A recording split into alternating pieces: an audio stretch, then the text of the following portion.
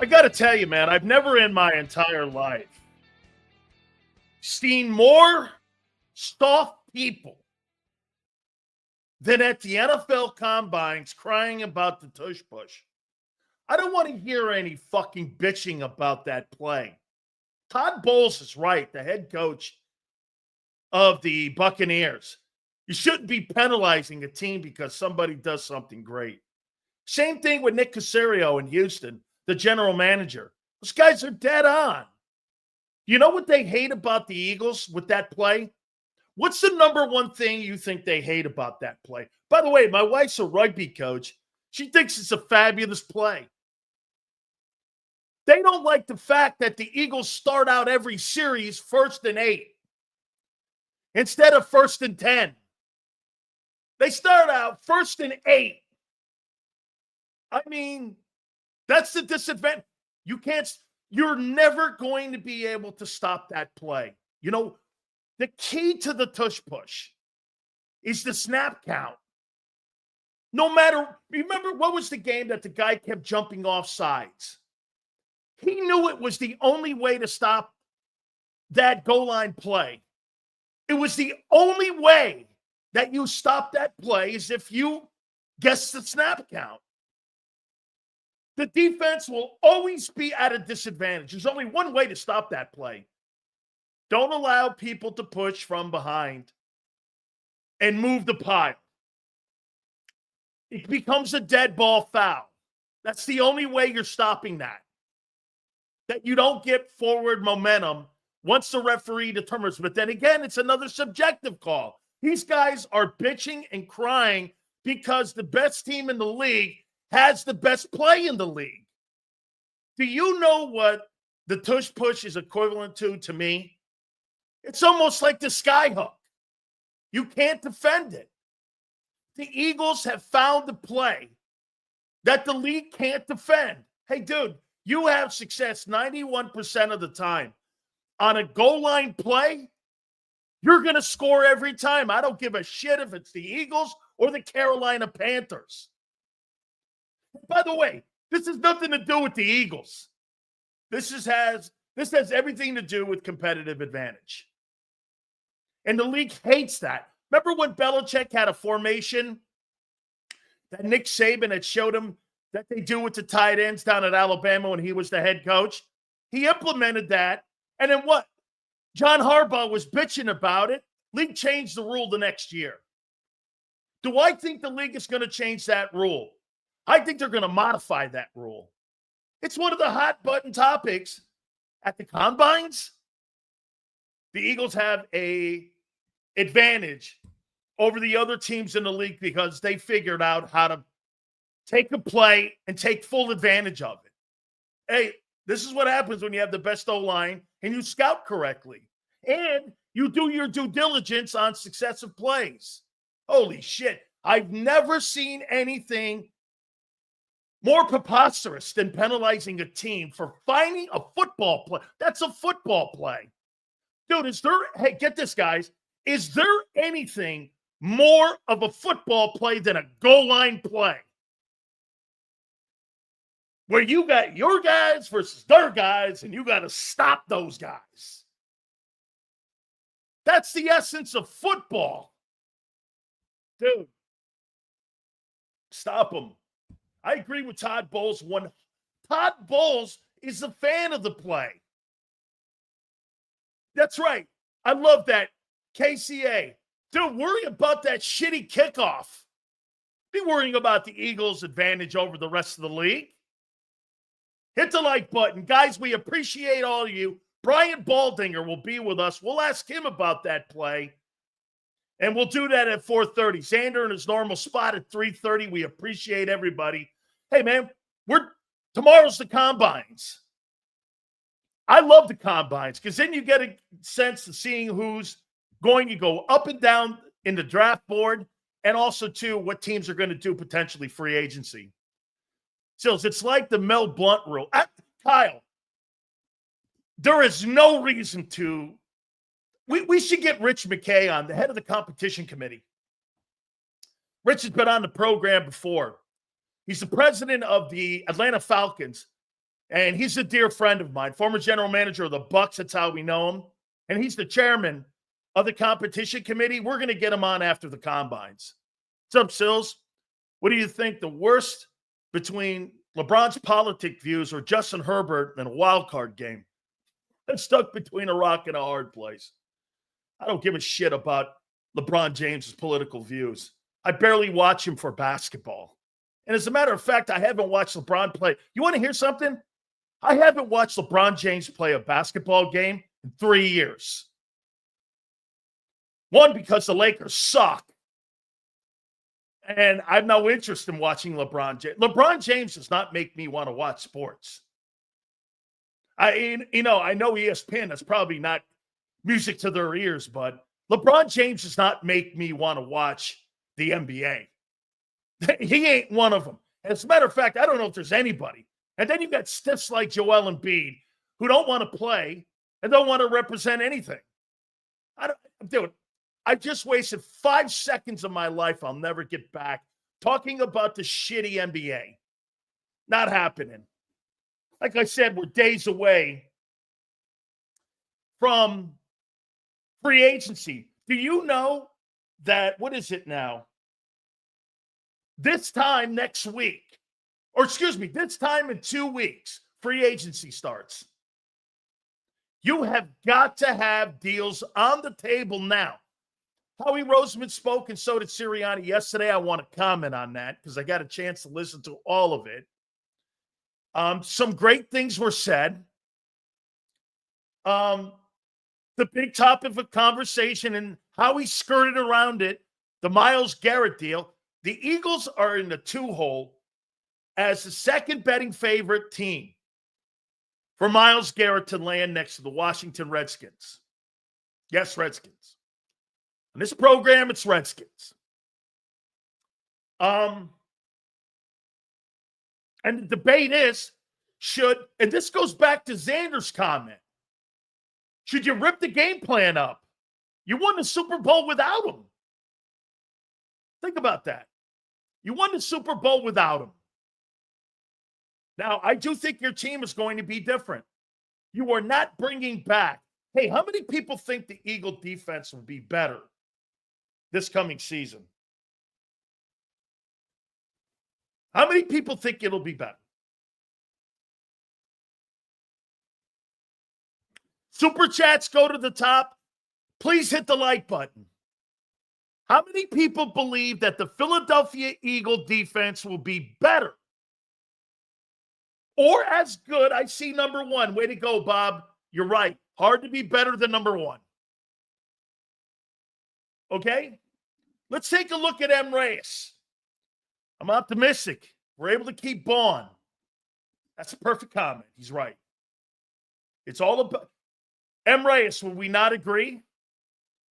Hard to tell, Sills, on February 26th. I don't know what we're going to add, and I don't know what we're going to subtract. That's the beauty of the offseason. Right there, what M. Reyes says. I don't know, but I'm optimistic. You should be.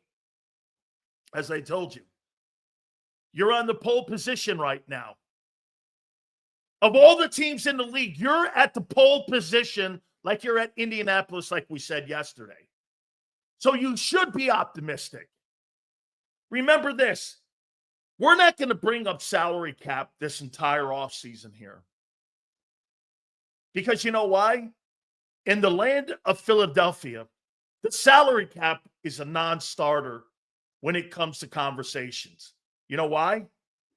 Because Howie knows how to manipulate it.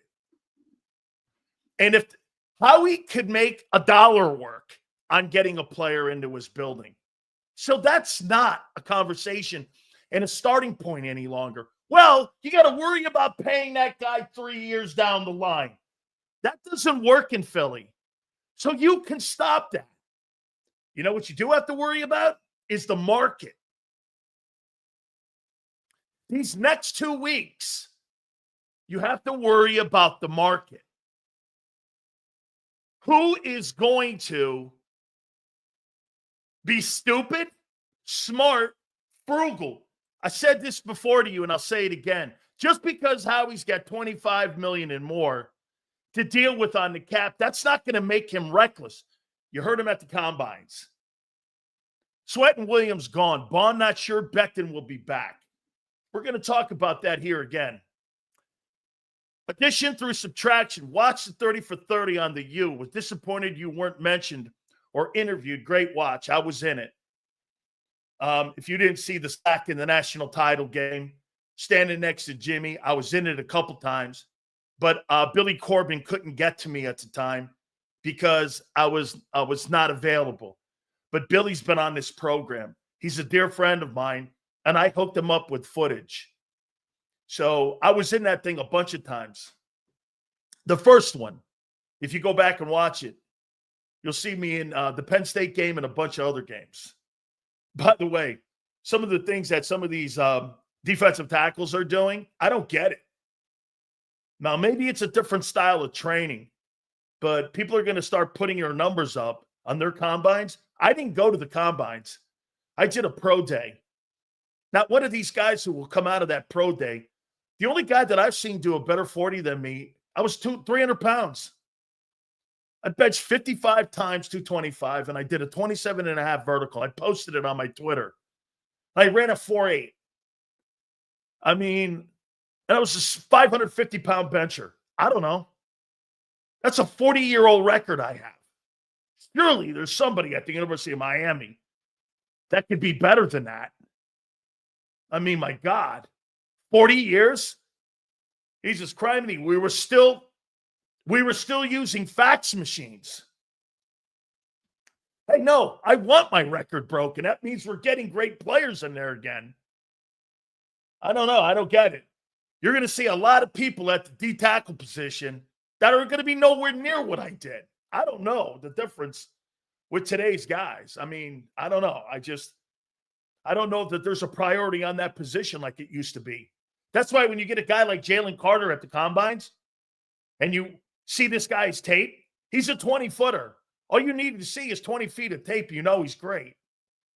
That's me too. I don't start at the combines. I start at the tape, and then I go and see if he's an athlete. I want a football player first and then an athlete. You can't coach an athlete. You can coach a football player. So when you see a glorified workout like the combines, always be cognizant of what you're going to see tomorrow, Friday, Saturday.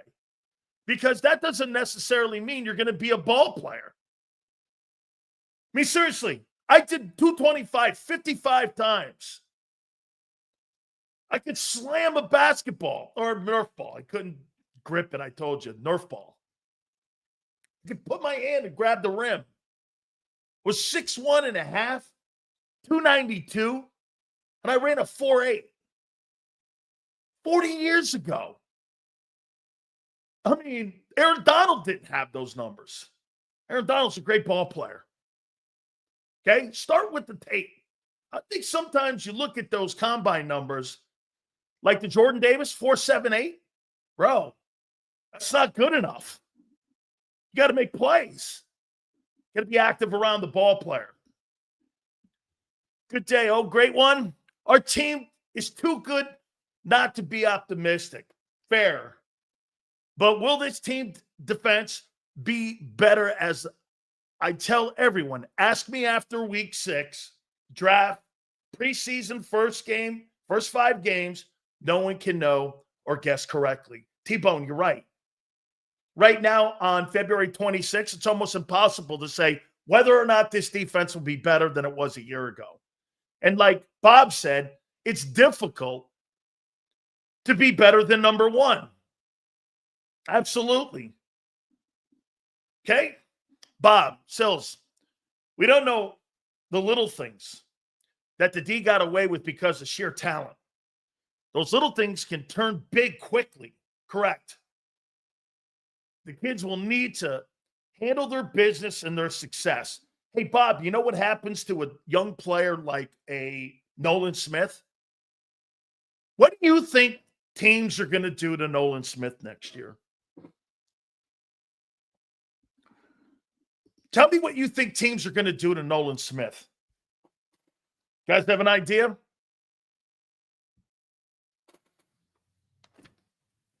What do you think teams are going to do to Nolan Smith? Got an idea? Double team him.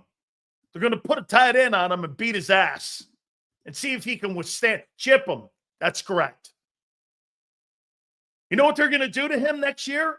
He's got to be better. And Vic's got to be better. I'm more concerned with RB2 the most, okay? If Saquon goes down, will Shipley carry the load? No, he will not. I like him as a spellback, but we have to upgrade at running back too. Completely true. More of a red zone guy. You need a LeGarrette Blount type of guy back there. No question about it, okay? Absolutely. This is the best time of the year to watch how teams, the haves and the have-nots, build their rosters back up again. Okay? There's no doubt. Do you understand what the combines are too? You know why everybody goes to the combines? It's like the NFL's convention. All the GMs and the agents get to talk along with the prospects. And they sit there for a week. And all they do is interviews. And you get a chance to know what a lot of teams are going to do, not do. Nick Sirianni gets a chance to talk to Matt LaFleur. Hey, you know, in the playoff game, I really loved what you did on that screenplay. Can you tell me a little bit? And those coaches all share that shit. You know why? You never know when you're going to be working for the guy. Okay? You never know. Because it all goes in cycles. By the way, we learned something this morning here that we wanted to pass along here.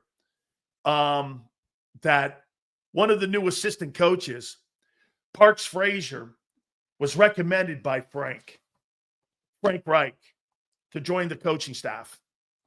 That is a Frank Reich recommendation that the Eagles bid on and brought him in. He worked with Frank in Indianapolis, and he's one of the proteges that Frank had brought along.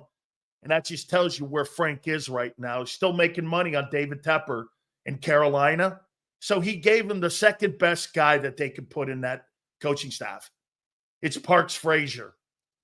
And Parks Frazier is a disciple of Frank Reich and Nick Sirianni. So Frank recommended him. Frank's not ready to get into coaching again. He's making too much money. And he may fade away because he's made a ton of it. He's been around the world. But I do believe if there's any place that he coaches again, I do believe it will be in Philly because of how much he loves the owner and Howie Roseman and Nick, of course. He's got a great affection for all three of those guys. Loves Philly. Of all the places he's coached, there's only two places that he would ever go back to with a high-stakes position. The Buffalo Bills or the Philadelphia Eagles. Only two places. I know this for a fact. Just so you know. Parks Frazier was recommended by Frank. Hit the like button, guys. God, there's a ton of shit to hit on here. Brian Baldinger will join us at 4:30. Let's start with Howie.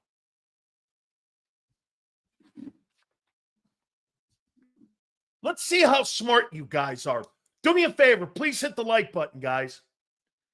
What do you think Howie Roseman's biggest job is this offseason?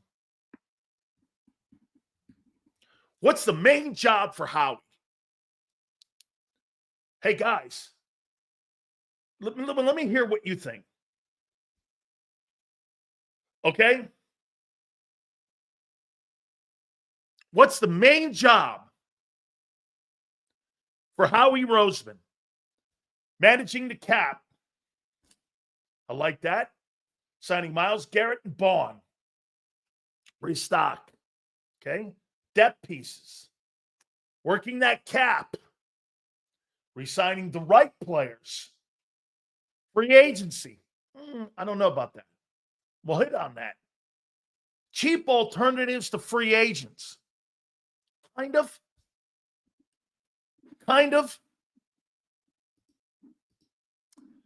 Philly front office learned from wide receiver Rager's pick reach.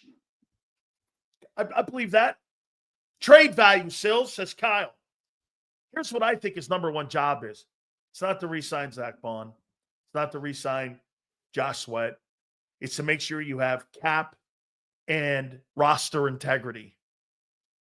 That's what he said at the combines. It's about roster integrity. You've got to make sure that when you take from this place, did you hear him?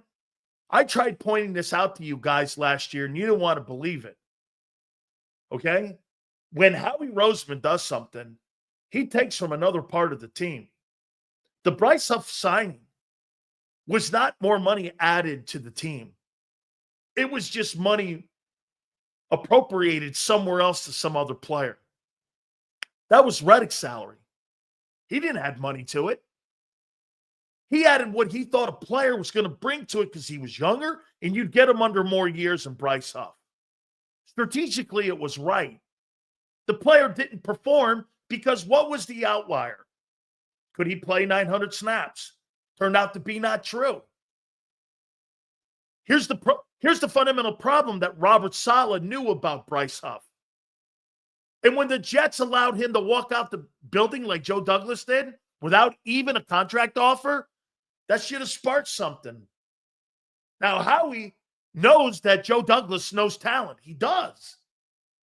The Jets just fuck up every year on the quarterback, no matter if it's Zach Wilson or if it's Aaron Rodgers.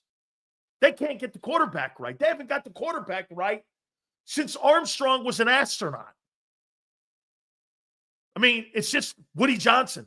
I saw today in the NFL Players Association survey, he's the worst owner in the league. Really?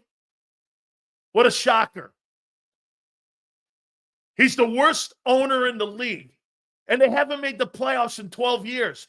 You think there's any coincidence to that? Probably not. Right?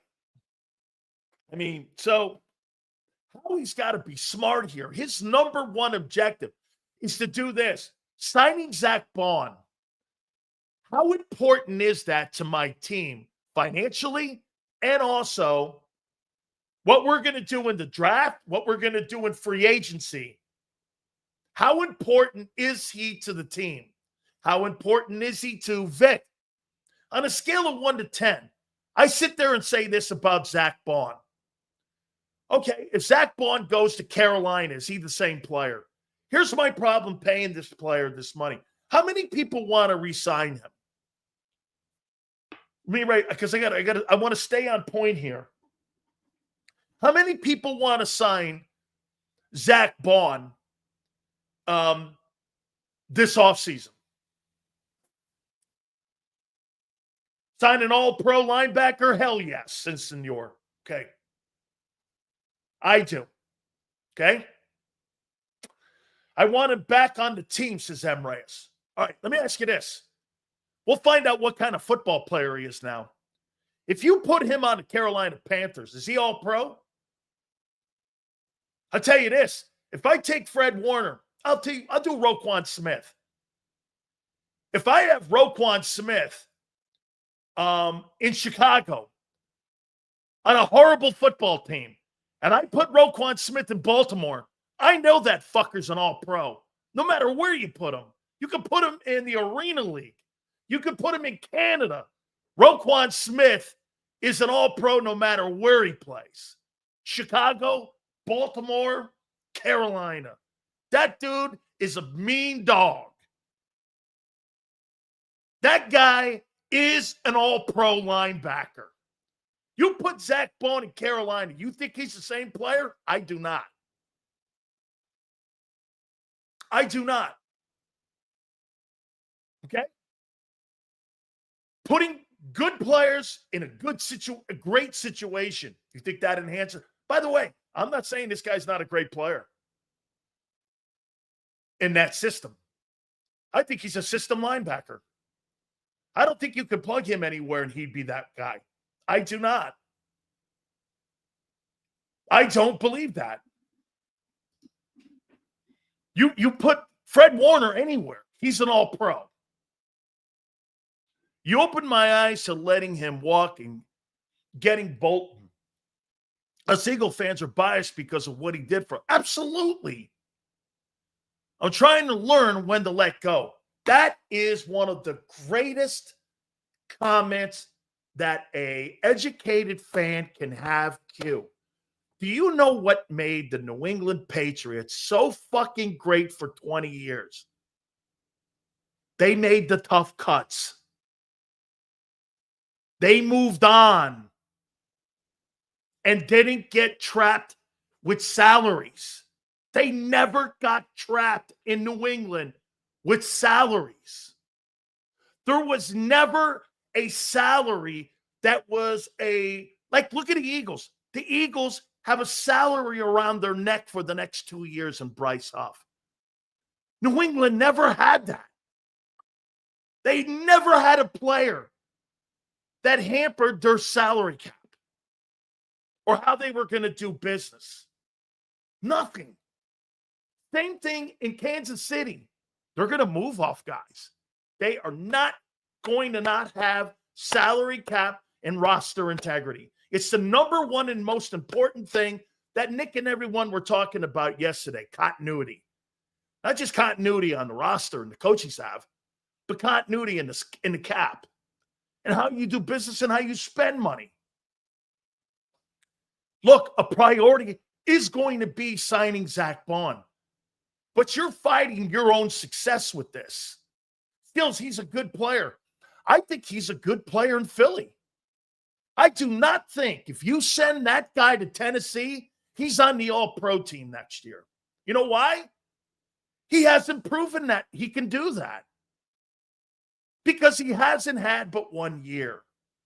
Are you really going to pay $50 million over 3 years to a guy who played 1 season of great ball for you? I think that's a tough putt, especially at 28. 29 in season. I'm not sure about this. Seals, we see the importance of linebackers. I'm not saying I think that dynamic has shifted. We're going to get to some of the things that Nick and Howie said that kind of make me believe that they're going to move. Hey, they're going to offer him, and it's going to be a priority, but it's got to be within reason, or they're going to move. Dude, somebody said franchise tag him. You're not paying $24 million or $27 million to Zack Baun. Even though I think it's financially economical to do that, instead of giving him massive signing bonuses, you give him 1 year of a $27 million deal, and then you turn around and give him a 2-year deal. I think it's cheaper to do it that way. Sills, do you think the Eagles will try to get right to plug him in to help with the offense? I don't know that yet. Frank, I think Frank's in a good place in his life. I don't know that. Okay? Howie Roseman, this offseason, in building a roster, I'll give him this. 4 years, 3 years. The drafting, it's better. There's no doubt. The last 4 years versus his entire resume, he's been better to a point where he's now getting guys producing for him. Absolutely true. But where he really is the king is manipulating the contracts and enticing people to want to come and play in Philly. He entices them with that lure of a bag of money at the end of the lure. Super chats go to the top. Guys, do me a favor. Please give me a total on the likes right now. I disagree, Sills. Brandon Graham said Zack Baun has the highest football. That doesn't make him, because he's got a high IQ. He's never been around. Mind you, he learned that position in 1 year. I never said he wasn't smart. Hey, dude, Anthony, I appreciate this, by the way, but I got to tell you, just because he's got a smart IQ, the only reason we're talking about this is because of the year he had. Or I wouldn't even be addressing this. If he didn't make All-Pro and the impact on that team, I wouldn't even have a conversation about a 1-year wonder. I would not, especially at 28. Hey, when you gave Hurts that deal for $250 million, he was 23 years old. This guy's 28, 29. That is a big difference. There's only been 2 linebackers over the age of 27 to get contracts north of $40 million. Okay? This is like unprecedented a little bit here. Guys never played, had a spectacular. Hey, Sills, do you think Zack Baun was the best linebacker on the field in the NFL last year? Yeah. Here's what I would say if I was in an arbitration conversation with him. Hey, Vic Fangio, you better make sure you go to the right coordinator because he may misuse you. Look what Sean Desai did with Hassan Reddick. That could easily happen if he goes someplace that they don't know how to utilize his skill set. Remember something, they stumbled into this guy. He was supposed to be an edge rusher. And they moved him inside because of the disaster of Devin White. It's almost like how they found Micah Parsons in Dallas. Is because they got injuries at the perimeter and at the edge. They started pass rushing him. Okay? I'd like Nick Bolton's 24 years old. He owns 3 rings. I'm not dumb. I'm not bad on him. 24, 25, and he's got a couple championship rings. I don't know. Let's not get crazy here. Here, I'll do this to you.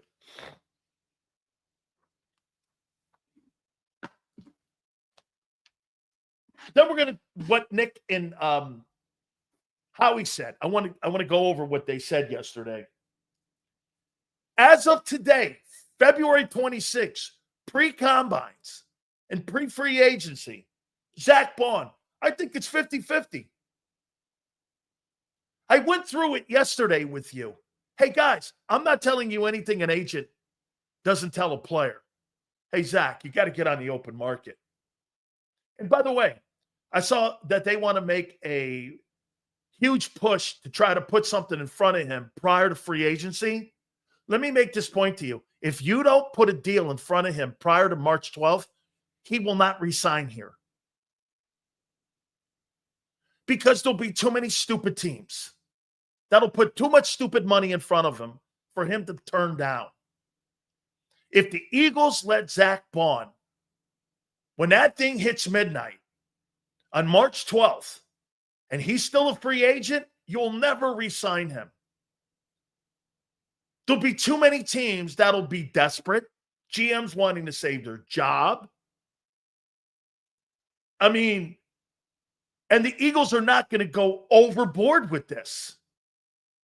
Now, if there's a deal on the table, you got to tell Zack Baun this.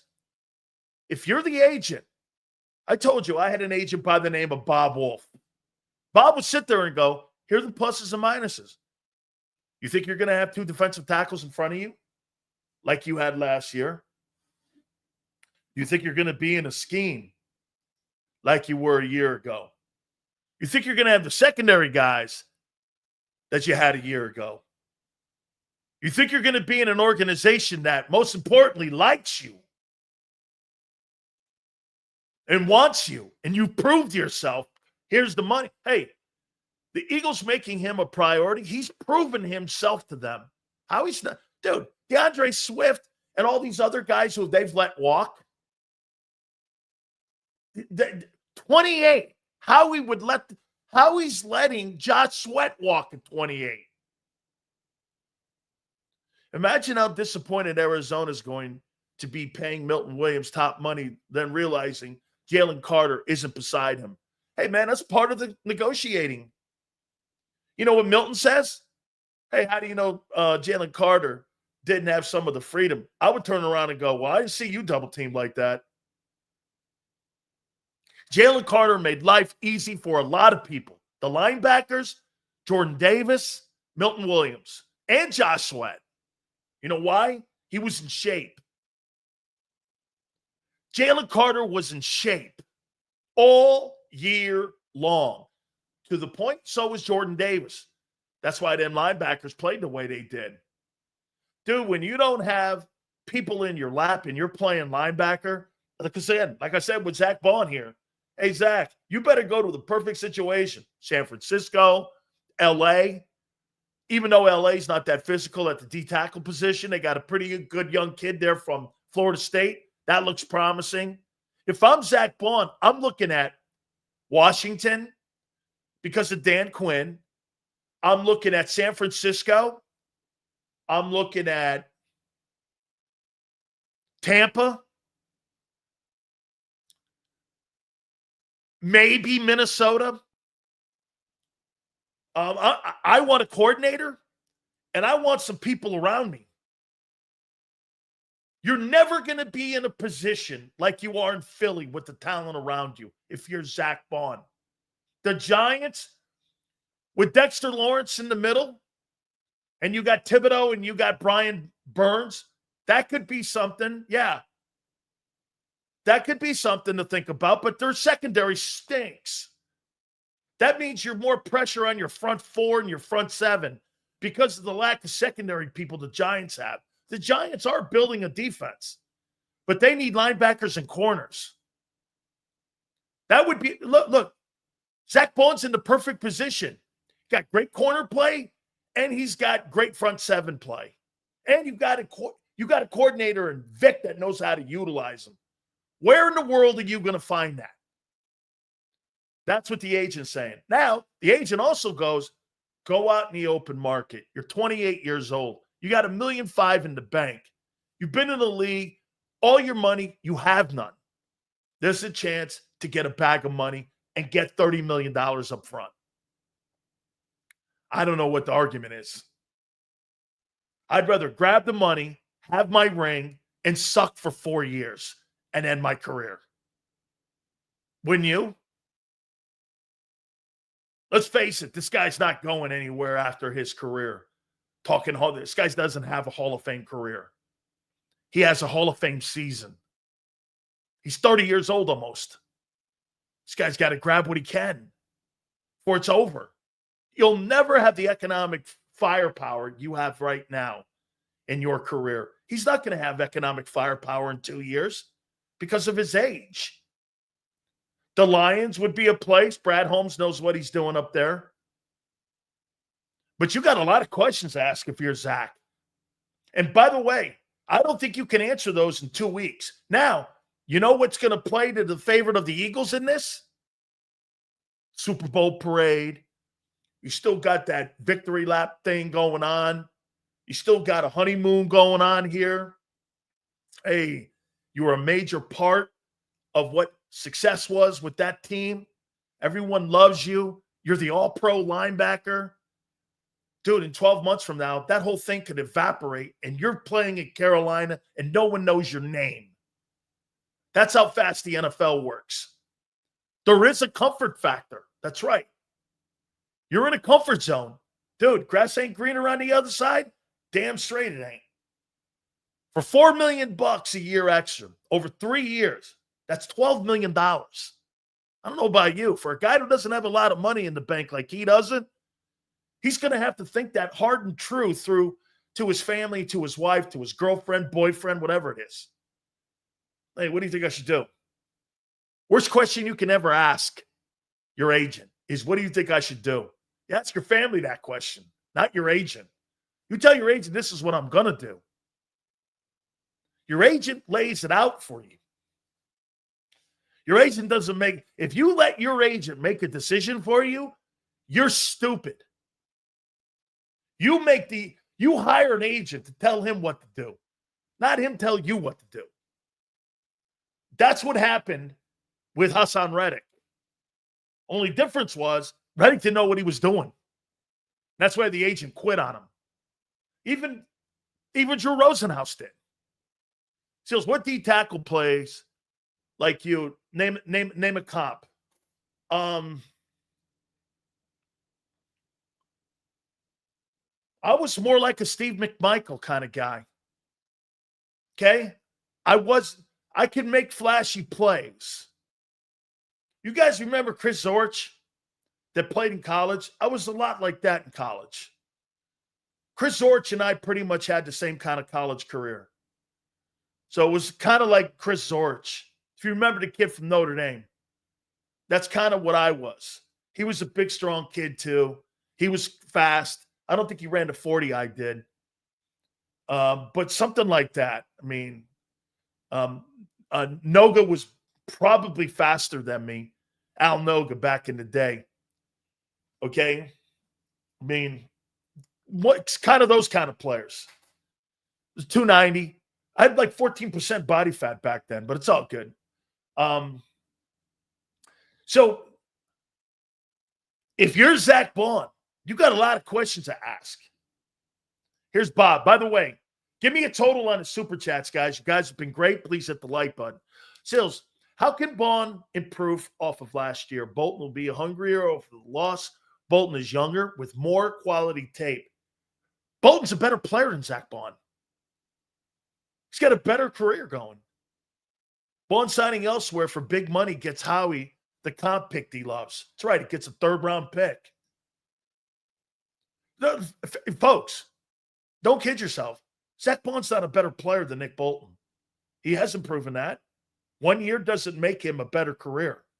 That guy's been a Pro Bowler. That guy's won 2 Super Bowls. I mean, his resume's better, and he's younger. And plus, he had Chris Jones in front of him. Gee, Jalen Carter in front of him. I don't know. You think that's a comp? If I'm Bolton, I'm praying Zack Baun leaves. I want to sign in Philly.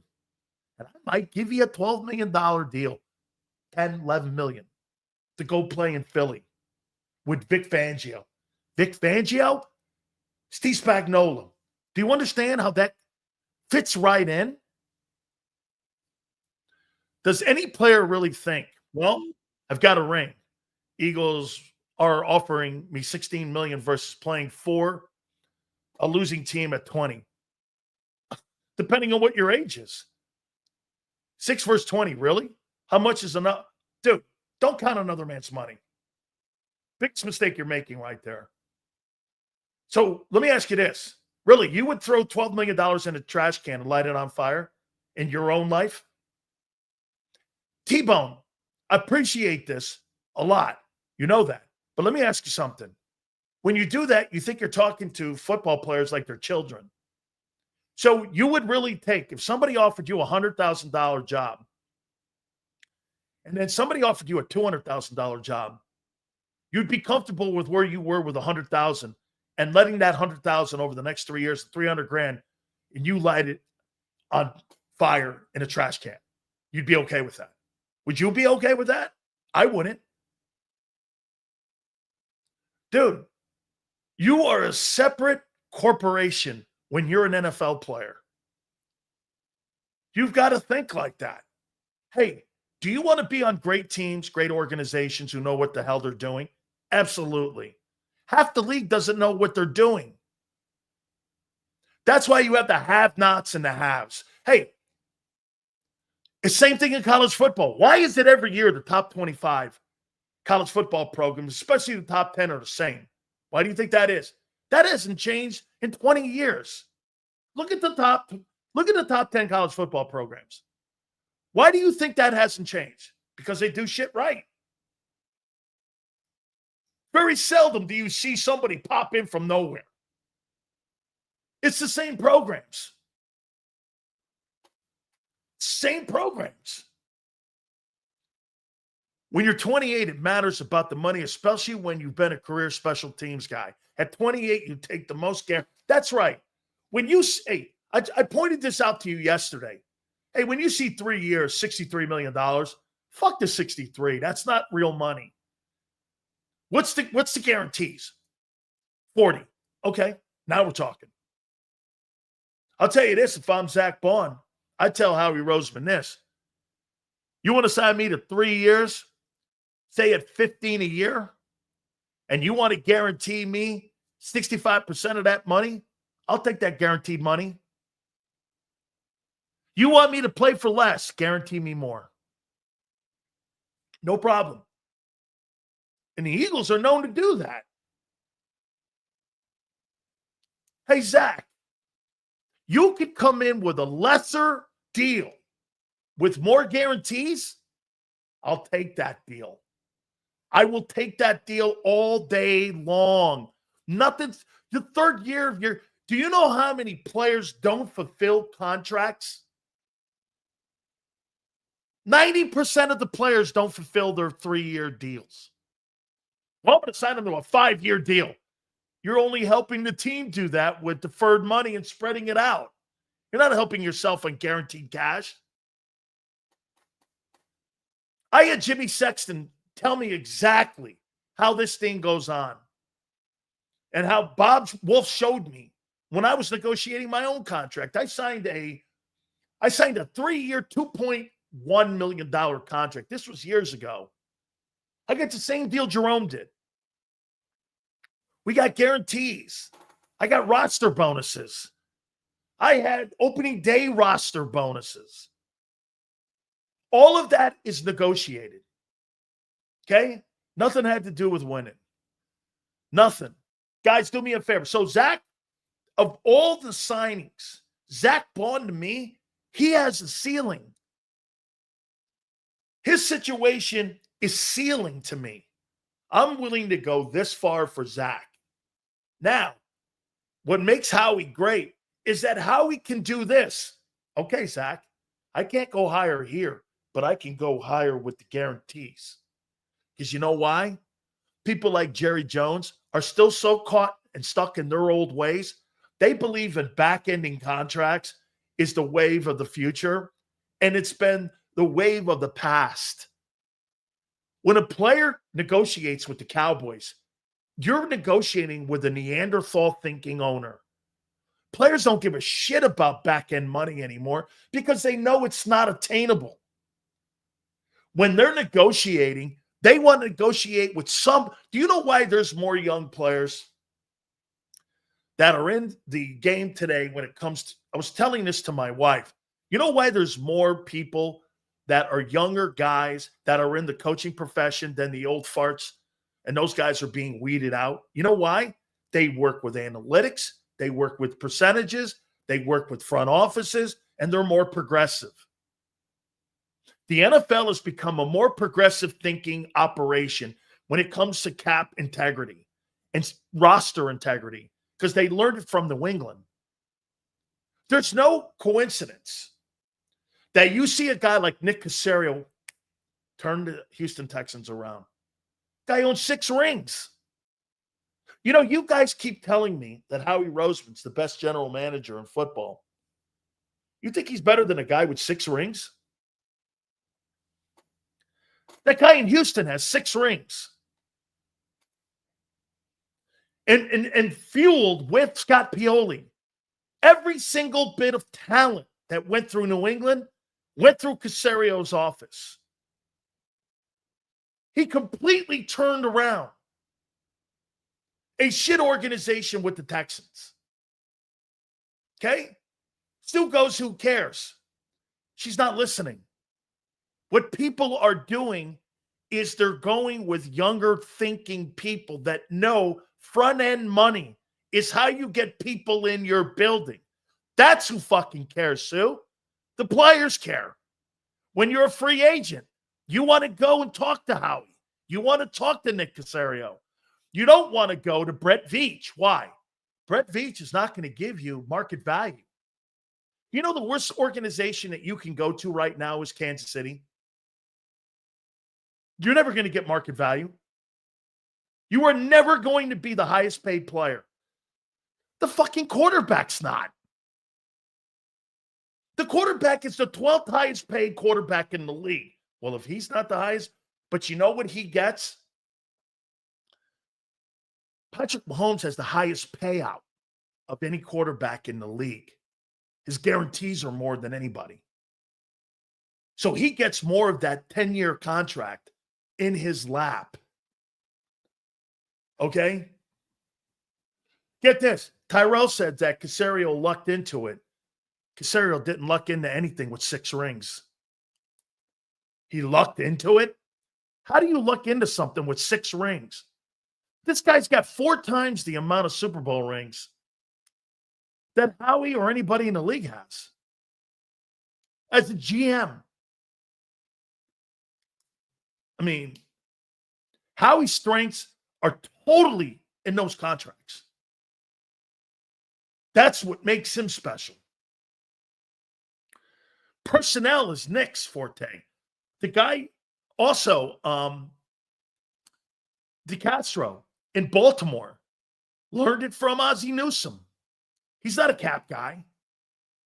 Anytime you see players like Ronnie Staley on a free agent list, you would never see that under Ozzie Newsome. They would have cut that contract 2 years ago, and Staley would never be on the open market. A left tackle like that? No way. That guy's going to command $27 million, $26 million wherever he goes. I wouldn't be shocked if he landed in Kansas City. You're going to pay that guy big money. He is a big money free agent. You don't see players like that on the free agent list. And I think that's a fundamental flaw by DaCosta in Baltimore. You would never see a Philadelphia Eagles starting offensive lineman except for the right guard position on the open market. Centers will not be. Left guard. How many people believe that you'll ever see Jordan Mailata on the open market as a free agent? Never. Lane will never be. Dickerson will never be. Probably Juergens will never be. That doesn't happen in Philly. They ink those guys down to long-term deals. Why? That's their bread and butter, dude. Some teams get it. Some teams don't get it. Baun's got a lot to think about. Give me a total on the likes, guys. Please, all supers go to the top. When you're 28, it matters about the money. Especially, yes, JD, that's correct. Mekhi Becton now. If I was Mekhi Becton, ask 101 guys, let's hit that like button, please. This is what I would do if I was Mekhi Becton's agent. I would look over at Mekhi Becton and say this to him. Hey, dude, you were a colossal disaster in New York. You were a former first-round pick. So do you understand something? He got north of $20 million guaranteed because he was a first-rounder, and he was in the top 15 picks. You get that, right? His situation is by far different than Zack Baun's because he was the former number one. Dude, T-Bone, thank you, brother. Thank you. She was talking thousands and millions versus average man. I work harder than any player ever did. Listen, man, this is not about a man's worth as a man. Just because you make more money, T-Bone, than someone else doesn't make you a better man. Money doesn't dictate the man's character. I don't know how some people, and I'm not saying you are doing that, but I never valued a man's character based on how much money he had in his wallet. Because when you start doing that, you lose sight of what reality is and what character is. I would never in a million years. Do you know how many millionaires that I know that are complete assholes? And you know how many people that work their ass off like you, T-Bone, that are so great at people? It's worth trillions of dollars. I mean, end of the day, just because you make a ton of money as a professional and you work your ass off in character and you get up off your ass every day to go do what's best for you and your family, that's character that you can't put a price tag on. Nobody's saying that here. Dude, where some people are fortunate enough where God puts his hand on somebody's shoulder longer than others, like Reggie White. And those guys go on and do different things than other people do. They're the less than the 1%ers of the 1%ers. Okay? I'm like you, dude. You and me are same. Got to get up, got to go to work, got to do what's best for my family. Okay? I mean, player's mindset is based on 8 to 12-year career. Player's mindset is based on a 3-year career. Not a 12-year career. No player goes drafted thinks he's going to play 12 years. I don't know. I've never talked to one who thinks he's going to play 12, 15 years. 28 years for them, work to 62. I want decent money on a winning team, not on a shitty team. It's not how it works, dude. It's not how it works. Once you get paid in the NFL, players are going to look to get paid. They want to be rewarded. Don't you want to be rewarded for your job? If you do something. Now, look, it's different. Starting up something, working with peanuts, and then building it up, that's a whole different conversation. But when you go to work for somebody, you want to be paid for your services and your talents. You don't want to be taken advantage of. So let me get this right. You think if you sign a guy, Zack Baun, and he should accept $12 million, and he's the best linebacker in the NFL, and somebody wants to offer him $5 million more, he should take the lesser because it's playing on a winning team? Never happened. Never happened.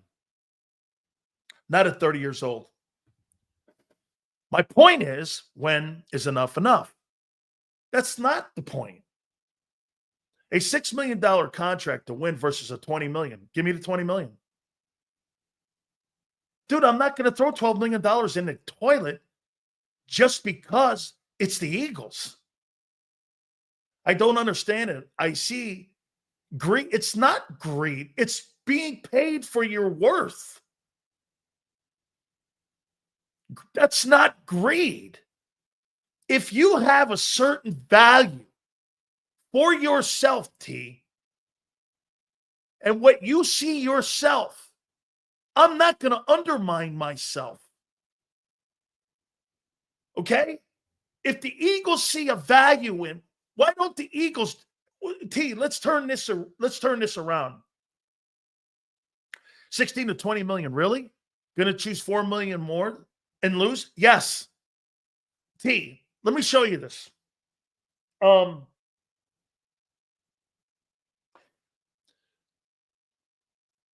Would you really want someone to undervalue you and take advantage of you?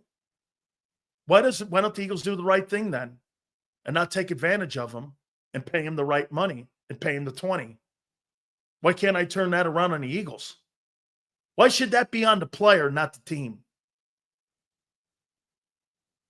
Why should that not be on the team, T? Why should the employer have the advantage? Because you feel I owe them? Well, I played. I gave you the greatest year at linebacker you've had probably since Seth Joyner. I fulfilled everything and exceeded. Why shouldn't I be rewarded? Why should the organization? Okay? Spoken like a guy who doesn't value his value. Dude, T, and I appreciate this debate here, and I appreciate this, you know that. Let me ask you something, T. Why not put that on the Eagles? Why don't you do the right thing and pay him above market value? He exceeded all expectations for you. He made your team better and helped you win a Super Bowl. How come that's not on the team? How come that's not on the team, T? Why are you putting it on the player? Player's not a billionaire. The owner is. By the way, that's not Howie's money. Put that on the owner. Why is that on the player to make that decision and that cut? Why doesn't the team come in and do the right thing? Can you tell me? Why does that have to fall on the player's feet? You know why? Because you've got a cattleman mentality that the players are cattle and should all bend the knee to ownership. No fucking way. I fulfill a service. You hire me. I do a job for you. I exceeded your expectations. Pay me. Do I want to be here? Yes. Do I like it? Yes. How he's negotiating. I want the organization. Hey, I would say this to you too, T. All right, meet me halfway. Meet me halfway. And we'll talk. But don't come in there with a ceiling that you have a particular number you're going to stay at and you're not going to budge. Fuck that. I'm out in the open market. Hit the like button. I'll put that on the player. Zack Baun deserves everything he gets right now. Everything. The value of the player is based on those around him. No, they're not. It's how you see him. Because I'm not negotiating because Jalen Carter's around him. You are negotiating with the player that's in front of you. And you've got to put a value on him. Oh, so then in your eyes, T, you think he should take whatever the organization offers him, even if it's undervalued and under market. Well, you're going to lose him, and you're not going to re-sign him. Those other players and player success is moot. Is the player going to spread his contract with those who helped him achieve? Haas, I have talked and been around many players. Players do not talk about other people's money and what those negotiations are. You hear Jalen Hurts say it all the time. It's a business. Everyone has to take care of themselves, and everyone has to take care of their family. I've heard Jalen Hurts say that. Why didn't Jalen Hurts take less money when it was the $51 million? Why didn't he take less? I mean, why doesn't Jalen give some of the money back so he can spread it around to help other players get signed? Think he should do that? Tyrell said Brady took less for 20 years. Yeah, you know why Brady took less? He started out at the very bottom because he was a sixth rounder. Do you understand that the Patriots had Brady for 3 fucking years on 6th round contract? And they were elevating him. They had 3 years of a 6th rounder's deal. Basically, they had the same deal with Brady for 3 years that Tanner McKee has. And they were able to build players around him. And then when they didn't do that, Brady left and did what? You know, Brady was the highest. Brady made the most money he ever made annually when he was with the Bucs, when they gave him $45 million. 2 years Brady was down there is the most money he ever made annually. It's a fact. Hey, man, shout out to T for contributing. Absolutely. T, thank you. T, I love our discussion. Okay? But I'm not. Hey, T, and I'll say this to you too. Absolutely, T, you're awesome. Thank you. I'll say this to you, T. It's a great discussion because, and I'm jaded, T, because I'm coming from a former player's perspective. So I'm biased. Okay? I'm biased. Okay? 28 years old. I got $1.5 million in the bank. Like I told you yesterday, the difference between playing in Philadelphia and playing in Florida, it's 14, 15, 17%. I could have the same dollar. I make $1 in Philly, and I make $1 in Tampa. Okay? Hey, dude, half that money, 50, let's just say, you get 60%, 60 cents after that, 65 cents. In Philly, I got to pay an additional 14% because of state tax. I don't have to do that in Florida. Standard of living's cheaper. I save more money. Same contract in Philly is not the same contract in Tampa. Players know this. That's why you see all free agents going to Texas and Florida. That's their main stops because you save money on your tax bracket. This is part of it, man. Well, I want to play there because, you know, it's a low. That's not what that is. You're looking for the best situation financially and winning-wise. T, you're a god, man. Thank you today, dude. Appreciate you big time. Appreciate you. We just have to agree to disagree. Okay? And by the way, T, I'm jaded on this conversation. I will tell you, I'm biased. I'm never going to side with management. I'm not giving fucking management a deal. You know why, T? Because they will cut you off that three-year deal, and that money's not guaranteed except for the guarantees. They renege on contracts every year, does the NFL. They sign you a 3-year deal, cut you loose, take the cap hit, and don't have to owe you any money except the bonus money. Salary's gone. Incentives are gone. All that shit you negotiated was stupid. Okay? And I bet you're a former player. I learned years ago that talking the money isn't sweet as I thought it would be. It's not. Get this. Everyone has to learn sometimes the hard way. It's the deal. Like I said, man, you make $1 million in Philadelphia. Bro, $350,000 of that money is automatically whacked by the tax man. Another $125,000. You're talking about standard of living. That's $470,000. Then you got to talk about the state tax. That's another $110,000. That's $580,000 of the money that you made, that $1 million. You go in your pocketbook and get this. You got to pay your agent $100,000 also. You get $400,000 of that $1 million in your bank account after all is said and done. Look, we're talking like that's not great money to everybody.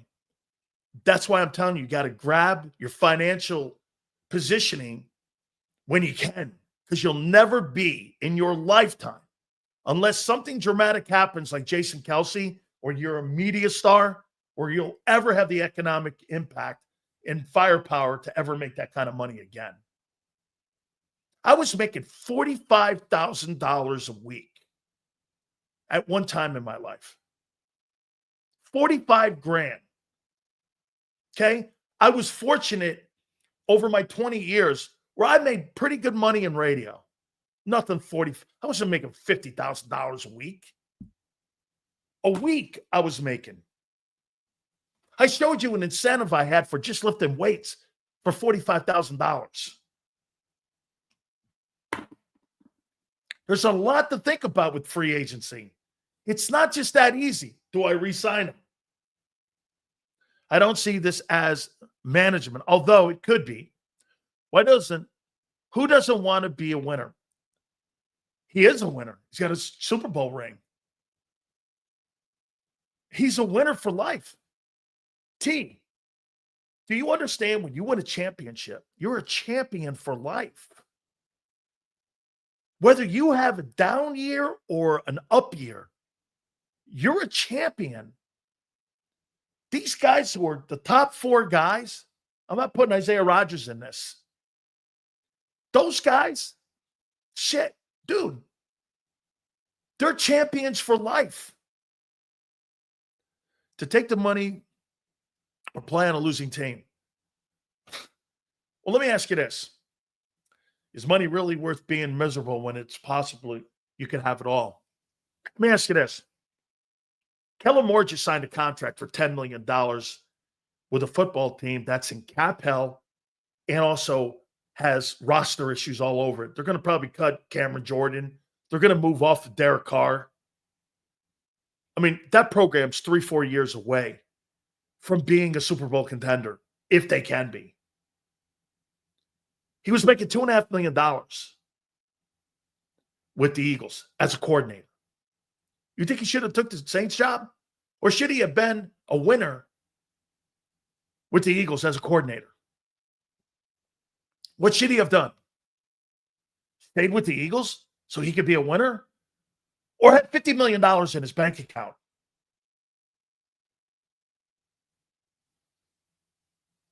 I mean, let me tell you this. It's a great point I see somebody say. Hey, Hoss, I thought everything was going to be all winning and great things when I got to the NFL. I lost one regular season game, regular season games in 3 years at UM. Got to the Bucks. I couldn't believe what a losing place and how the business of the NFL is so shitty. Really is. Thank you, T.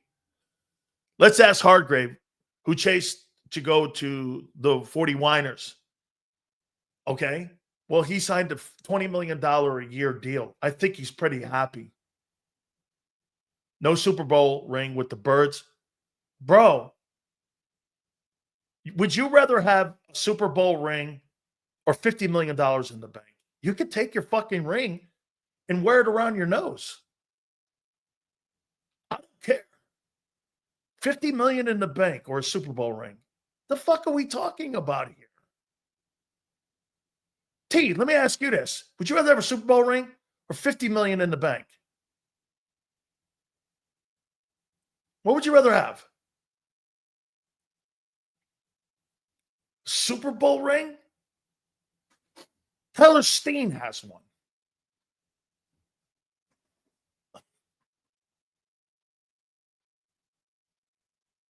I mean, players have a small window to make money to secure them and their family for life. This is Baun's only opportunity, correct? And plus, he got a Super Bowl. Wait a minute. $50 million, no ring? Rich loser. Yeah, but T, that doesn't apply to Baun. He's got a ring. And now he's going to go get the bag of money. Like you said, he's got it both. Isn't that having both? I got a ring. Now I got the bag. That's what these four players got right now. They have leverage. Players traditionally do not have leverage over a team. You're missing it with Baun. Baun has both. He's got the ring. Now I'm going to get the money. Just like Dodd said. I got the best of both worlds, don't I? I'll always be a champion. I'll always be a former All-Pro. Can't take that away from me.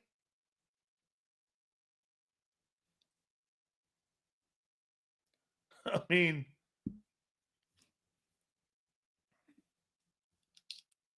so what T, and I love you to death. You're being cool and just absolutely awesome. Hey, T, so Roquan Smith, over the last 4 years, between Chicago and Baltimore, has generated $100 million probably in net worth or salary earnings. And he don't have a ring. You really think he's disappointed?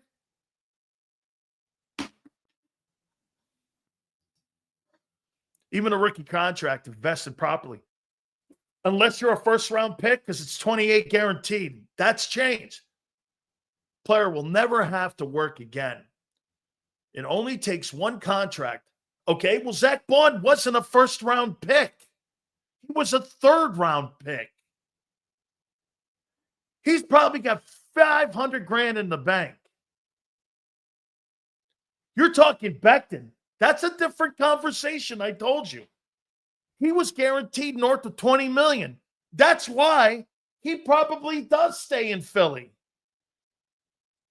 Because he's got the money and the security already. That's why Becton is probably the easier putt to get across. Was he like the 14th pick? Do you know first-round picks, especially in the top 10? I think it's 28 guaranteed. The CBA changed. The last guy to get one of those crazy contracts back in the day was Sam Bradford. He made $56 million. They stopped that the next year. Losing sucks, but new Rolex, take my mind off it. I don't know what these people are talking about here. If I had Hargrave money, 218, give me rings. If Baun's money, 2025, Give me $50 million. Hey, Mad D, according to T-Bone, he does have the best of both now. He got the ring this year. Now he's going to go get the bag of money. Can't change that. And by the way, would I go somewhere else on a shitty team to get 3 years, $50 million and 35 guaranteed? Fuck yeah, I'd go to Carolina. Never hear your name again. Oh, they will when I go get my direct deposits every Tuesday. Why do you think Frank Reich's not your OC? Why doesn't Frank just take less money, come back and be your offensive coordinator? Because Frank's making $8 million a year off David Tepper's money. Guys, you're not thinking like a professional. You're thinking like a high school and college guy. This is professional sports. Like being a professional doctor or being a professional bricklayer. You get paid for your services. My cousin played for the Falcons practice squad in the early 2000s. He was making pennies. You're dang right. Players need the bag. He never made the 53. That's right. Okay? And I get T, but T wants the player to bend for the organization. Fuck that. Pay me. No, I don't owe you anything. You know what I owe you? My ass when I go out and play every Sunday. I give you the best of my performance. I expect you to reward me for my best efforts. I know you're looking for a deal. Your ownership. You're always looking to be cheap. And you're always you ever notice? Owners talk cheap. No money. I don't have anything. Okay? That shit doesn't work with players. To me, every time I hear people say that, I laugh at them. That's not my responsibility. What an owner and what a general manager wants to pay and what he doesn't. It's not my responsibility. My responsibility is to go out and play my ass off. Because you know why? If I don't, they'll find someone else cheaper. That's how the players think. Okay? And by the way, I'll say this about the Eagles. They entice you the right way with lesser money. Here's the guarantees. Dude, you got my ear when you're doing that shit. I'll take less money. You guarantee me more. Oh, yes. Oh, absolutely. Okay, last one. Go JAKIB. Go T. Not that I want a player to bend. I want it all. Baun, Milton, Garrett, love you, Big Sills. You're the best. T, thank you very much, bro. That was awesome. Hey, T, I will say this. You know what your birds do? Hey, Sills, can't pay you to 17, 18 million annually. I can't do it. Okay. But I will give you more guaranteed money than anybody else will. I'm in. What's that look like? You see what the Chargers, I'm just going to use the Chargers. Here's what the cheap-ass Spanos family will do. Do you know when Joey Bosa held out? It was over deferred money. Go back and Google it. Joey Bosa held out with the Spanos family for the first 4 games when he signed from Ohio State. Joey, not Nick. Joey, over $400,000 because it was over deferred money. And I was like, and you know what I found out from John Bosa, the father? Spanoses were being cheap. They didn't want to give guaranteed money up. They wanted to defer it instead of a lump payment that everybody, according to the NFLPA, has to pay those rookies. They wanted to defer it. Like, fuck that kid. I don't want the money deferred out because you know why? The organization gets to put that in an annuity account and they get to earn interest off it and you don't. And so basically what they're doing is they're holding on to your money, making more money with your money instead of paying you what they owe you. I mean, they'll do everything they can to cheese the players and chisel the players. It's a fact. Baun is in a very tough position. I guarantee you he wants to stay in Philly. I guarantee you Philly wants him. Some of you need to work for me. No raise this year, but chin up. We're successful. The NFLPA wants these guys paid. I still believe Howie will pay him. Hey, JD3, it's a great take. Amen. Hey, JD3, I think that both parties want to play together. I'll tell you this. It'll be difficult for him to walk out and take the more money. Okay? Absolutely. Here, Becton, as I mentioned, Xander's going to join us at the bottom of the hour, and Brian Baldinger will join us at 4:30. Hit the like button. Give me a total where we are in the likes. Becton's in a different situation. Why? I don't remember the draft he came out in, but if he's like the 13th, 14th player drafted, he made anywhere from $20 million. Guaranteed. Guaranteed. All rookie first-round deals are guaranteed 100%. That's why you want to be in the first. Do you know Jalen Hurts' contract was not guaranteed when he was drafted in the second round? Only first-rounders get it. If you're not in the first round, your money's not guaranteed. First-rounders today make $30 million guaranteed. They're in a different – Nolan Smith's money is guaranteed. Jalen Carter's money, all guaranteed. They could blow out loud. Even if you cut them, you owe them that money. There's no getting out of it. That's why you see first rounders not getting cut until only after 3 years. I mean, that's why you only see 3-year contracts. You don't see 4- and 5-year contracts. Becton was going to do this. All right, I'd make $12 million per annually. They give me 18 to sign. Add it on to my $25 million. This fucking guy's in hog heaven. He's with a coach he loves. He's with an organization. He's got Lane on his right, Juergens on his left. You can't be in a better position than Mekhi Becton's in. Where's he going to go? New York? Both New Yorks.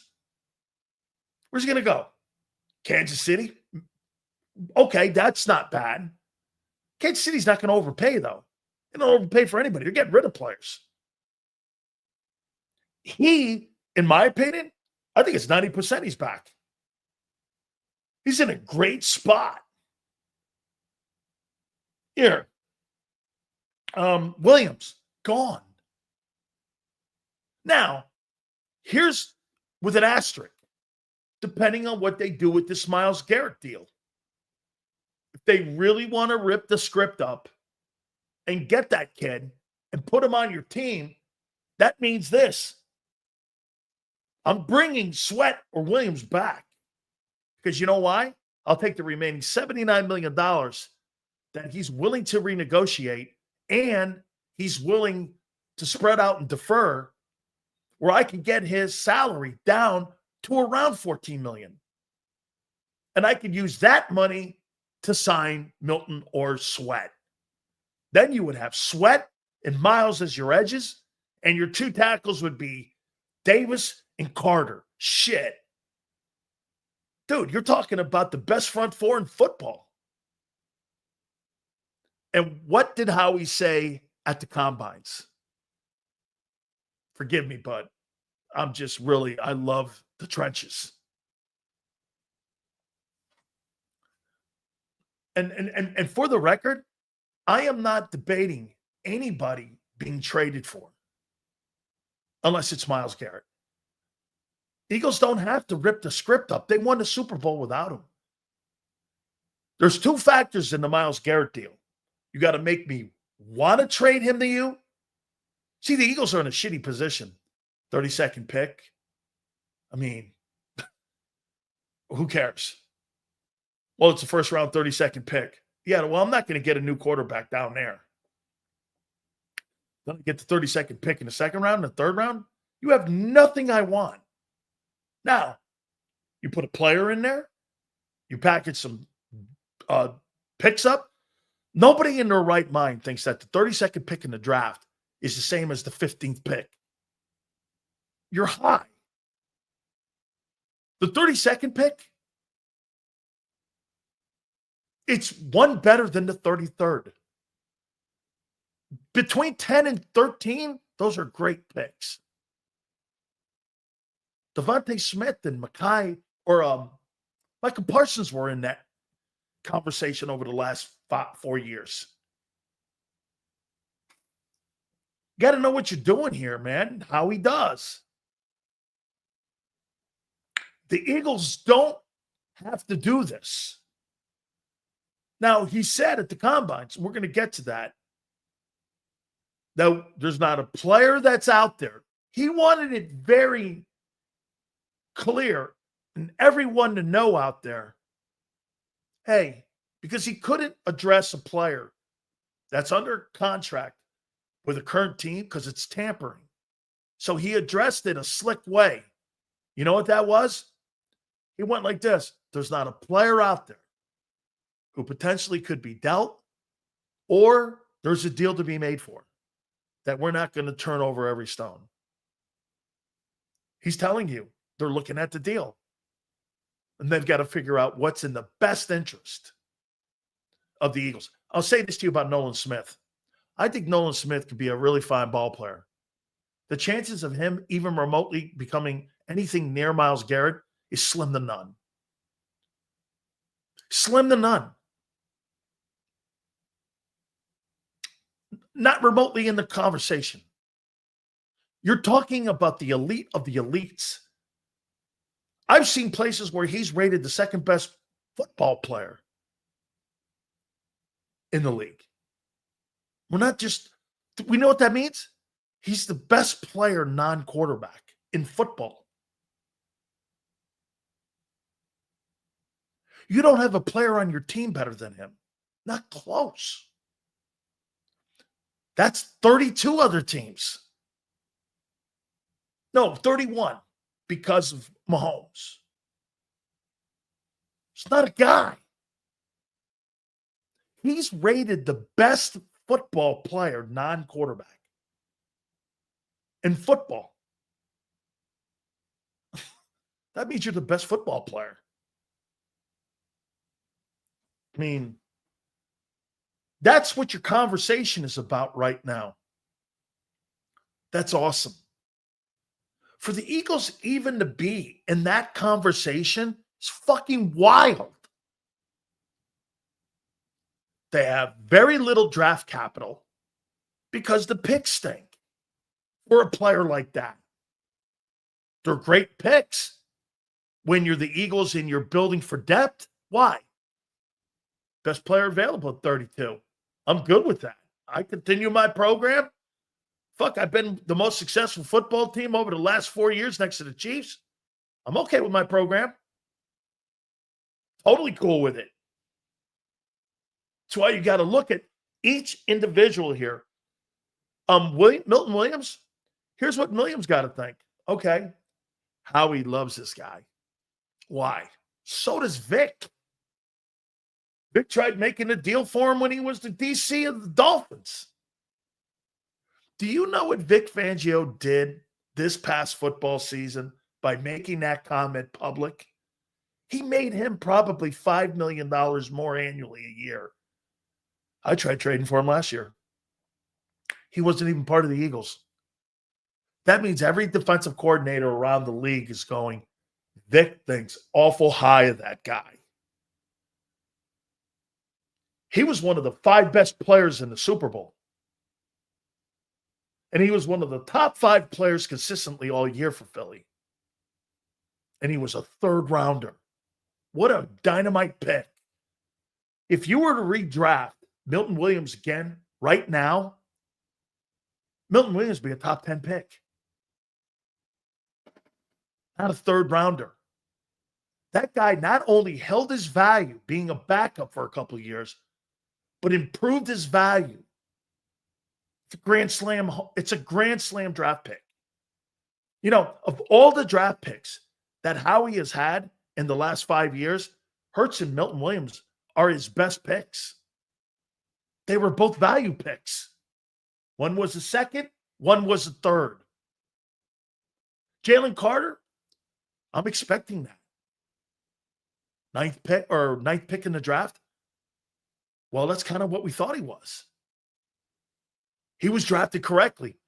Maybe a little higher, fifth. Third, sure. It's a value pick if you look at it that way. But Milton Williams and Jalen Hurts are Howie's best picks. Hey, Devontae Smith, first rounder. We kind of thought that, didn't we? Josh Sweat is a fucking tremendous pick. Anytime you get guys in latter rounds that turn out to be, look at Landon Dickerson. Landon Dickerson was a second-round pick. There's another one. You know, I don't look at Howie's first-round picks. I look at his second, third, and fourth, and fifth rounders. Do they make the team? Do they make an impact? Those are where you get. Look at Cooper DeJean right now. Where would you draft Cooper DeJean in this upcoming draft if he had stayed at Iowa? And you knew what this player was going to be. What would you take him at? 6? Would you take him around where Christian Gonzalez was taken? That's what I would do. He looks like a Christian Gonzalez to me. Look at Mulata. Mulata's the best pick in the draft or on the team right now. 7th rounder, graded the best left tackle in football. That is one of the most incredible stories I've seen in a long time. You know, Larry Allen, they did the same shit. I'm going to get to Xander in a second. You know, Larry Allen was a 12th round draft choice at a Humboldt State University. He's arguably the best guard that's ever played. That's a quality pick. That's what we're talking about here. Dude, money has a lot to do with the direction of these free agents are going to be. And every guy's different. Okay? And here, I'm going to start this off with Xander here in a second here. Howie said it. This team's not going to look the same. I'll paraphrase that. It's going to be different. And he does get the latitude. You know why? He gets the latitude because he has built these rosters. All right. Without further ado, I'm going to start calling this guy the all-around combine when it goes down the diamonds. Here he is, the ski champion. I mean, this guy's Vaughn's Clomber. One of the great, and he is our guy, part of Birds 365. Big C, Xander Krauss. I know, brother. What's up, Big Sills? Good to be back with you, my man. How you doing? Oh, good, man. I appreciate you, man. I mean, all right, let me start this out here for you here. How you been, bro? I haven't talked to you in 3 days on the air, 4 days on the air, 5 days on the air. Feels weird. Feels weird? It does. I missed Big Sills. I missed kicking it around with the greatness of Big Sills. Hey, man. I mean, look, let me do this here for you. All right, go ahead. Zack Baun. Percentages of them bringing him back are what to you? 50-50? That's what I have. 50-50? That's what I got, 50-50 there. He's the one I want, though. You know, and it was interesting because did you hear Howie speak yesterday? He kind of spoke during your show, so I wasn't sure if you went back and watched it. Yep, I did. A lot of people took from it like he wasn't gonna change or wasn't gonna bring back anybody with the way he spoke, and I kind of heard that too, where it was like he was almost bracing people. Hey, be patient. Don't just wait for free agency in the draft. There's a lot more to it than that. But John thinks that he was saying the unconventional wisdom is going to be him signing Baun instead of signing the defensive lineman, which is what Howie would normally do. So I don't know. I feel pretty good about Baun, but he's a guy I think you got to get back. If you want to try and have if you want your defense to improve or be as good as last year, I think you need Zack Baun. How about this? You think he's the product of the players around him and the system he's in, Or do you think if you put him in Carolina, he's an all-pro defensive linebacker? See, to me, if I took Roquan Smith from Chicago and put him in Baltimore, I know he's a $20 million inside linebacker, and I know who that guy is. Based off of 1 year, I look at Zack Baun and I say this, just because I saw the way Oren Burks, and by the way, I don't want to dismiss his season because it was probably the best linebacking year they've had in there, maybe since Trotter Sr., and maybe even since Seth Joyner, when you talk about some of the great players that have played that position. But to me, I think he's a product of the guys in front of him, around him, the coordinator, the structure of the system, the organization. If I put him anywhere else, would he be that guy? I find that hard to believe. So that is going to put me in a different room when it comes to negotiating. And really, I heard Howie talking. Dude, Howie's not going to jump into a car dealership and go like this if I'm trying to buy a car, Xander. Hey, I want that car, man. That car's the best looking car in the lot. Fuck, I'll pay anything. He's negotiating right now publicly going, I agree. Hey, you know what? We're going to do everything within the structure of our integrity of how we look at our cap. The thing that made New England great, Xander, over that 20-year span, they made the tough cuts.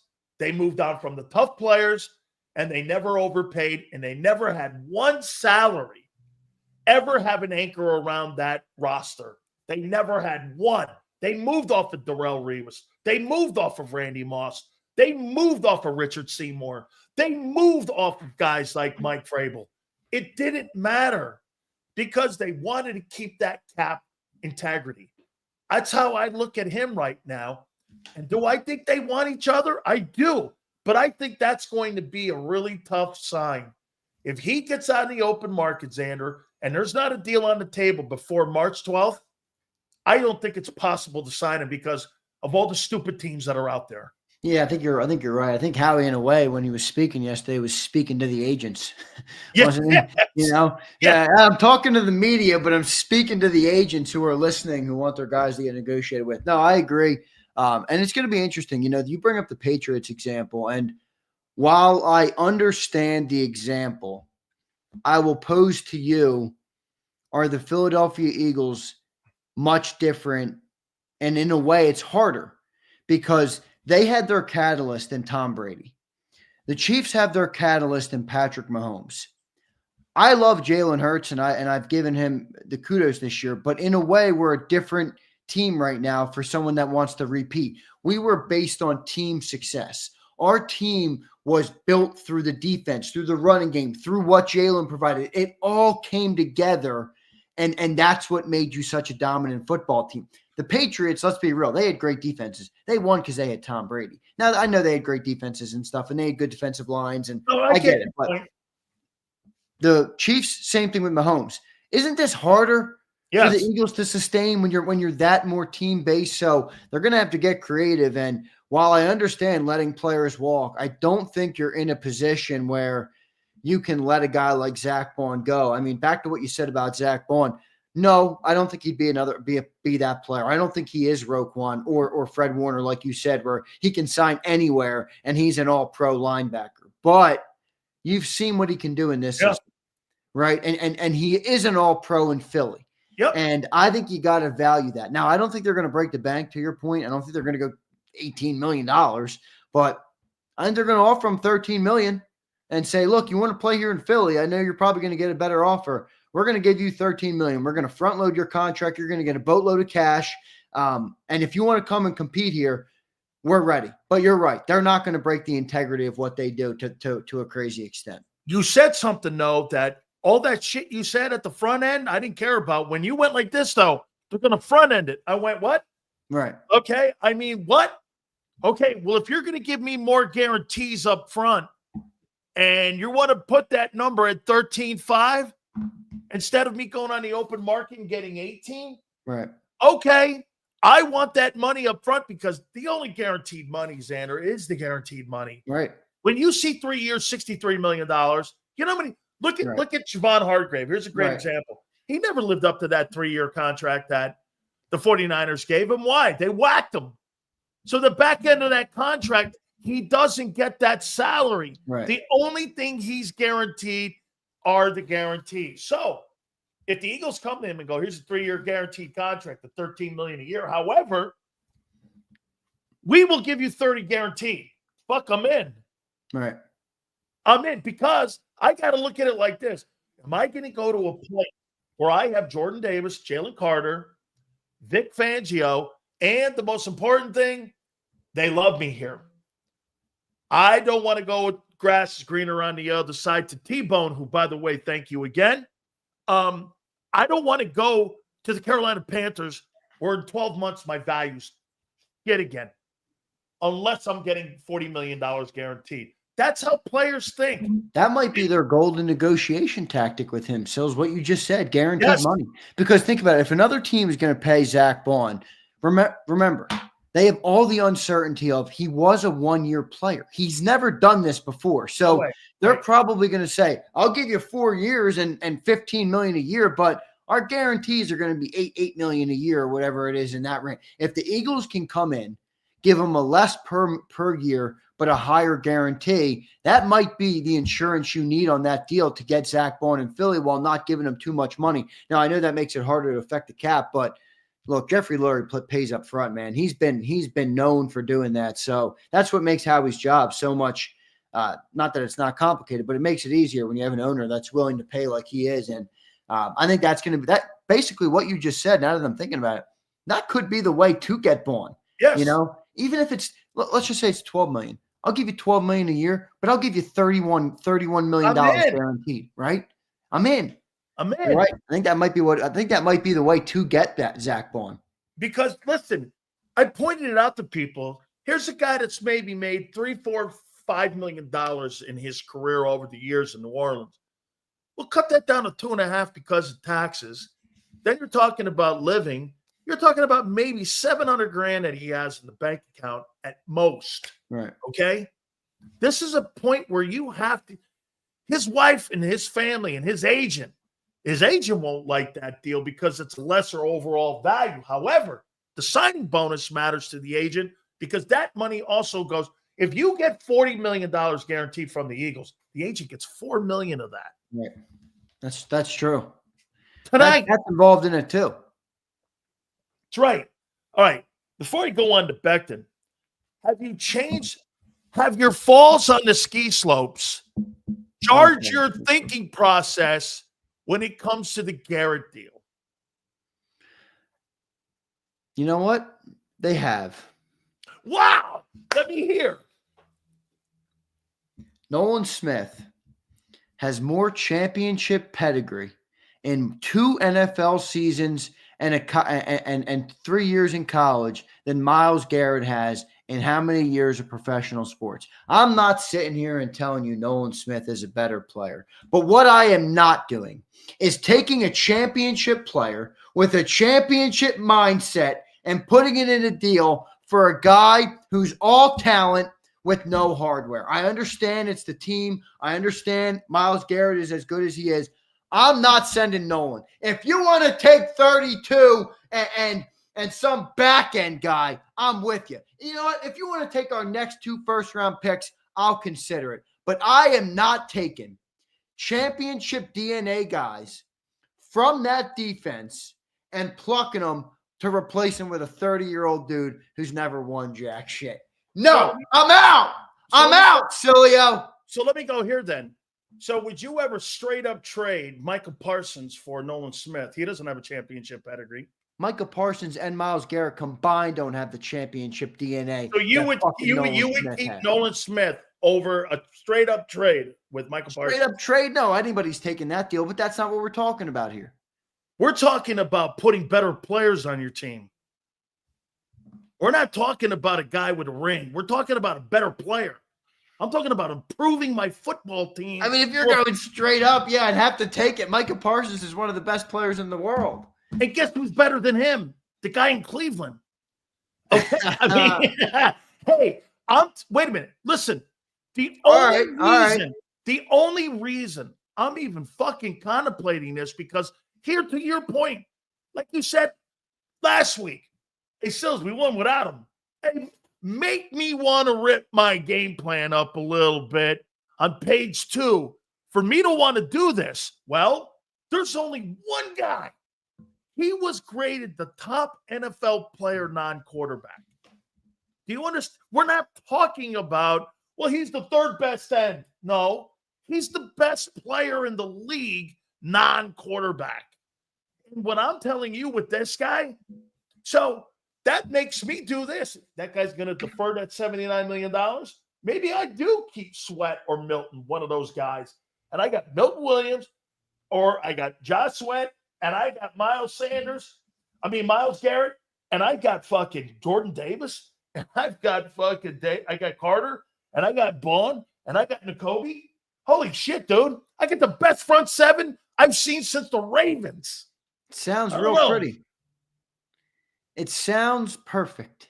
It sounds like we live in a beautiful sunshine and rainbows world where you got the greatest. What happens if Myles Garrett at 30 years old gets an injury? What happens if Nolan Smith continues to get banged up like he does in his career? Well, that's a viable problem. You know, the Nolan Smith injuries are the biggest thing you could say to me that would make me want to move off him. You know, he's just not that big. All right, big guys beat up little guys, and he's already got surgery now too, right? Exactly. Right. So another injury. I don't. You know, that's the biggest question mark on him. But again, it sounds a little perfect. Here's the reality, though. You're right. It sounds perfect. Here's the reality, though. We did just have the best defense in the NFL. Yep. We did just win the Super Bowl. Like, we didn't get there and lose. We won. We got to the mountaintop. Convincingly. Exactly. Without the need to do any of this. So while what Sileo is saying sounds perfect, and Myles is this great player, I do think it's leaving out some of the variables that don't meet the eye right now, where you don't know how it's going to unfold. We don't know how it's all going to play out. It sounds perfect. Doesn't mean it's going to be perfect. And you have a great team right now with a young core. They're building, they're growing, they're getting better. A lot of these guys are going to need to get paid in the future. You're managing the cap. He's on a rookie deal. I think there's a better chance they trade an offensive player than a defensive player. If it came to that. Well, it'd have to be AJ. I'm not trading AJ Brown. Who do you think you're going to trade? Jahan Dotson? How about this deal? Or Devontae? No, I don't want to get rid of Devontae. Wait, you want to trade him a Hugo? Come on, man. What are 2 1s a Hugo? No, that ain't cutting it for that guy. Yeah, how about Dallas Goedert? Oh, you want to? Hey, wait. So you want to trade a guy who's always hurt and Xander, listen to you. You are so fucking management sometimes. You want the best deal for you, and you're not looking at how the other team is looking at. By the way, I saw a guy in here say Nolan Smith is hurt once. You drafted him with an injured shoulder, guy. He was injured. Yes, that's true. When you drafted him out of Georgia. So it wasn't just one time. So that's not true here, man. Hey, dude, here's where I'm at with Garrett. Listen, if I don't think that deal is conducive for me, and I don't see massive positives, I'm not doing it. However, if you lose Baun and you lose Milton or the other guy, Sweat, one of those two, you're not the same defense coming back. Wouldn't you want to have a super elite player on your defense to kind of compensate for the loss of 2 guys? I'm going to make a prediction right now. I'm going to make a prediction that the entire NFL media is off base on what the Browns are going to get in a trade for Myles Garrett. Oh, you think it's too rich? I think it's too rich. I think when push comes to shove, these deals, you know how they work. Yeah. The Browns fit. By the way, Myles does have a no trade clause. So he's going to be able to dictate to some extent, who do I want to go to? That's going to narrow the Browns pool. Then you're going to look at who's willing to pay him the money and the contract and who has the picks. You're going to talk about 2 or 3 teams, 4 teams, maybe 5 teams that can compete on this thing. Not 32 with, hey, Right. what's the best deal I can? I mean, if you're playing Madden, yeah, you're He's going to have not to going to three. Tennessee. He's not going to Tennessee. Exactly. You're talking about a couple of teams here. So who's going to sweeten the deal the most in order for the Browns to push it? I think, in fact, that's where I think 2-1s from the Eagles, if they were willing to do that, which I'm not even sure they are. I know they're late in the rounds, but I'm not sold at how he's willing to depart with his next 2 first-round picks. I'm just not sold on that. Commanders are another good one, Abe. They're a team. I think the Lions could be a team. There's like a couple of teams. So they're going to be leveraging versus each other. By the way, Sileo tells you all the time, word gets around. Howie's going to be working the phones. Brad Holmes is going to be working the phones. The Peters guy in Washington is going to be working the phones. I think this thing is going to come down a little bit. It's not going to be this crazy comp. I mean, if you think about it, 2-1s and Nolan Smith, dude, that's a king's ransom. For a 28, 29-year-old player. For a 29-year-old guy. And I'm not saying Nolan Smith is that impressive, but Nolan Smith is a young edge rusher. Those are valuable guys in the league. Yep. I mean, I think it's going to come down a little bit. So can somebody remember what Brian Burns got? I know he got the $25 million. Didn't he get like a 2 and a 5, dude? Wasn't it like 2-5, but they gave him the $25 million. And the year previous, if you remember right, the Rams offered 2-1s for him. They got a second, a fifth, and it was a pick swap in the fifth. So they really traded the second rounder for Brian Burns. And he's 25. And he's 25, and he's damn good. Now, he's not Myles Garrett. I mean, come on. No, but he's a good player. No, but there's compensation that you're talking about that when you get out there on the open market. But again, factor in stupidity. Okay? What team? Not saying the Eagles are, because they're not. They're not going to go over and above this thing to have put a stupid deal together. They're just not. I got that. I mean, yeah, bro. So do you agree with me that this thing might be too rich? Maybe. I know it's fun to talk about. Because the age. Right, the age. The age. You know, here's one thing I don't agree, though. You know, there is some people who are like, you know, he's 29. He only got 2 good seasons left. I'm like, I don't see 2 good seasons left of Myles. I see at least 4 good seasons. Now, maybe he ages when he gets over that 30 mark. I think 3 great, 4 really good. Okay. Well, remember, let's say we traded from this offseason. This would technically be his 29-year-old season. I think he turned 30 in like December. So he would just turn 30 at the end of the season. Then your next year, you're talking about 30-year-old into 31. That's 2 seasons down. 31 into 32 would be your 3rd season with Garrett, and that's when you'd probably have an out on the contract anywhere where you can decide what you want to do with him. So I don't really think the age is scary other than the injury thing and, you know, paying that age. Ask yourself this. If you did what we just said on the trade and the value of the trade was you gave those first rounders of Nolan Smith and you got Myles and you won a Super Bowl inside the next 3 years, would it have been worth it? What was that again? If the compensation you make now in this offseason to get Myles Garrett, moving Smith, and you gave a first rounder up, you gave whatever, a second and third for him and Nolan Smith, and you won a Super Bowl in the next 3 years, would that deal have been worth it?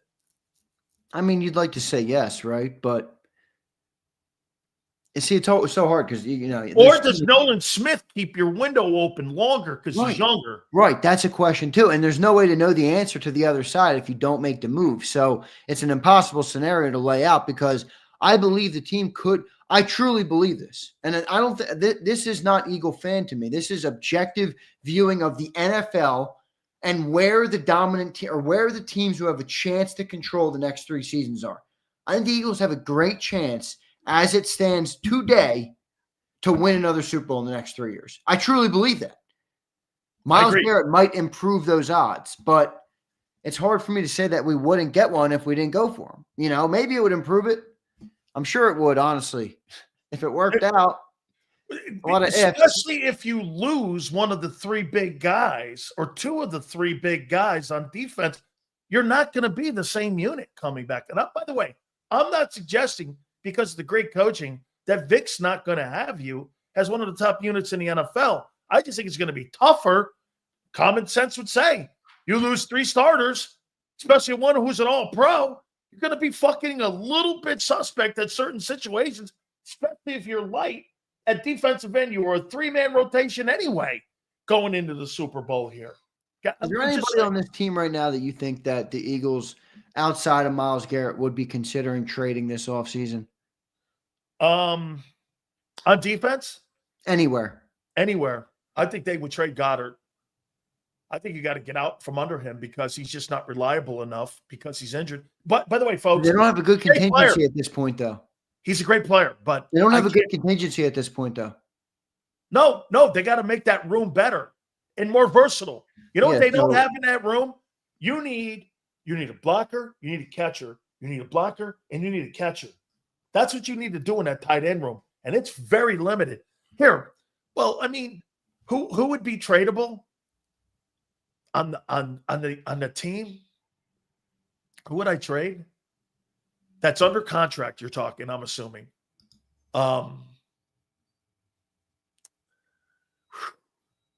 They got a lot of young, good guys. What I think about trading,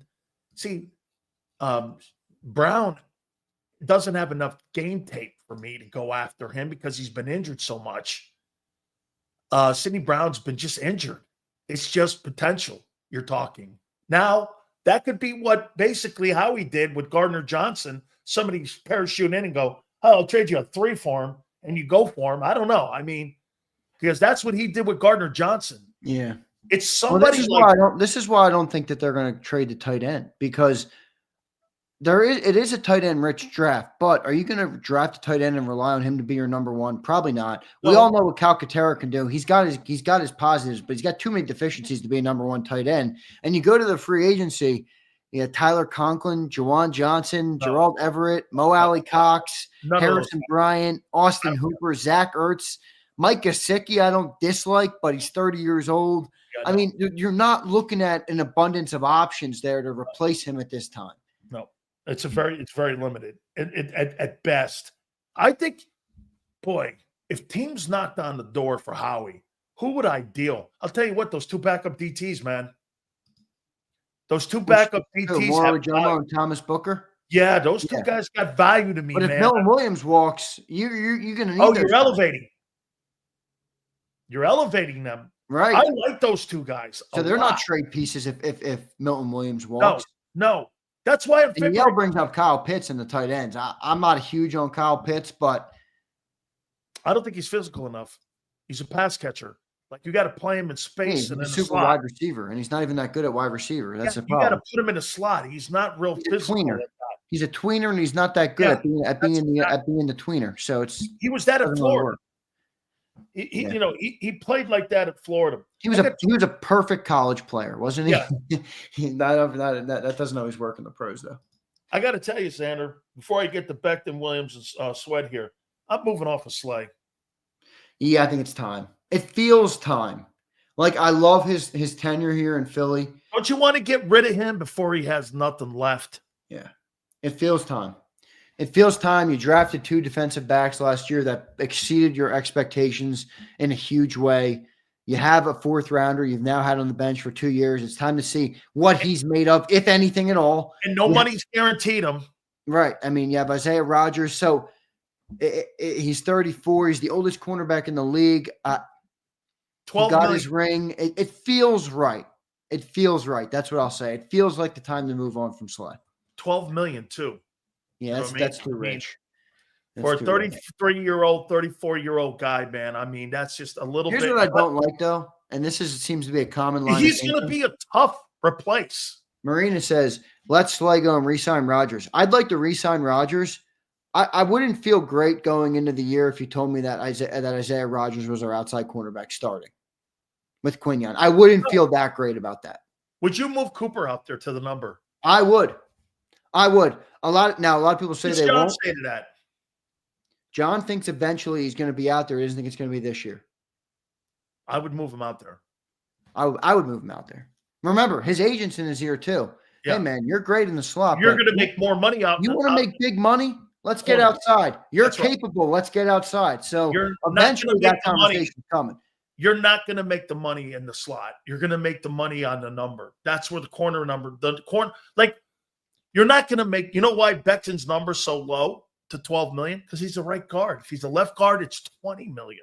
That's what Dickerson's making. That's right. That's how the number goes here. I think Becton might be back. He is. Here, let me go here then. See, Becton goes down where your thinking was last week and where he is now. Here's what when he was the 14th pick, he was a colossal disaster in New York. Are you going to go to another place to have Lane Johnson and Cam Jurgens on each side of you? The best O-line coach. You've got $20+ million that you earned in New York off that rookie contract. He's in a way different position than Zach. If I take the 11, 12 million to play right guard and have that spread out over 4 years, man, you could make that thing feel like $7.5 million. And then, God knows, whatever happens, Lane, move him out the right. I wouldn't move if I were him because he's playing Pro Bowl right guard right now. You found a position for him like you did for Lane at left guard. Lane was supposed to be earmarked down the road as a center replacement for Jason Kelsey. He's turned out to be one of the top 3 left guards in all of football. If I'm Becton, I think of all the guys that are free agents, Becton is a 90%, at least in my eyes. Where are you going to go? Are you really going to go to Tennessee and then go there and then shit the bed and then look like a fat guy again like you did in New York with the Jets? Why would I do that? This guy's resurrected my career. I've got money in the bank. I'm staying in Philly. I'll take 3 less there to know that I could play the next 5 to 6. Remember how young he is. He's 25. This guy could play 10 more years. 10 more years in Philly. He's 25, Xander. Yeah, he's got some knee issues. 10 years is hefty. He did play all 17. Yeah, it's true. 10 years is hefty. I think the deal is going to be 4 years for Becton. And I see somebody puts in here, Becton 5 years, $65 million. I don't dislike your number. I think your number's a little rich. I think it's probably close to the money, though. You know, if you're, what are you at, 12.5 a year with that? Yeah. 13 a year. So it's not awful. And you could spread out the bonus over that period. 5 years, they're not going to give him 5 years with that knee. They're going to give him 4 years, probably with an out after the 3rd year. Yeah. Or maybe even less, maybe even an out after the 2nd year. Yeah. But I would give him a lot of guaranteed money too, because, you know, you're not going to give him $20 million. It's going to be 10, 12, somewhere in that range. So I like Becton to come back though. And I think that gives you stability at the O-line, you know, and I think you want that. And I don't know, again, I'm not a people reader and I don't like to count pockets, but he does strike me as a guy that is going to be willing to stay in Philly. Because he loves it here. He probably feels as though it's the best interest of him personally and his career. And $12 million is enough to probably get him under contract. So I think Becton will be back. How much does the Nakobe Dean, by the way, Brian Baldinger will join us at 4:30 Eastern from the NFL Network. We're going to throw all this at him as well. How much does the Nakobe Dean injury affect your game plan this offseason here and what you're going to do with the linebacker position? Because, again, we just got through talking about Baun. Are you going to go in the draft? Are you going to go free agency? I think for me, free agency is kind of Nick Bolton, potentially. Or I like Nick Bolton. He's got 2 rings, too. Yeah. He's 25. That's championship pedigree I was talking about earlier. I like that. I like Nick Bolton. If Baun, for whatever reason, gets out the door, I like the idea of Nick Bolton. Get this. Guess who he played behind? Guess who he played in front of? I mean, he had Chris Jones with him. So you have Jalen Carter in front of him. You kind of have that same dynamic. Okay? And that might only cost you $10, $11 million for Nick Bolton. Nick is not as highly sought after as Zach is. You're talking about a guy who's down in the 15 area, ranked 15 free agent. You might be able to get him for 10, Xander. I mean, that to me, and he was coached by Steve Spagnuolo. Nick Bolton, that's steep though. 10 mil. I'm going 13 for Baun then. You're going to pay. Well, I think Baun will get 15 to 17 in the open market. Do you? Ooh, yeah, man. That's heavy, man. There'll be a stupid heavy. team. That's heavy. Look, I like Zack Baun. I love Zack Baun. I mean, he was a big part of the reason that we just had a parade down Broad Street. But 15 to 17 million is rich for a guy that's played great 1 year in the NFL. I know. I'm totally with you on that. So that Nakobe Dean injury, though, how's that linebacker position now look for you? Are you more concerned about it and how you fill it? Are you filling it with free agency or are you filling it in the draft?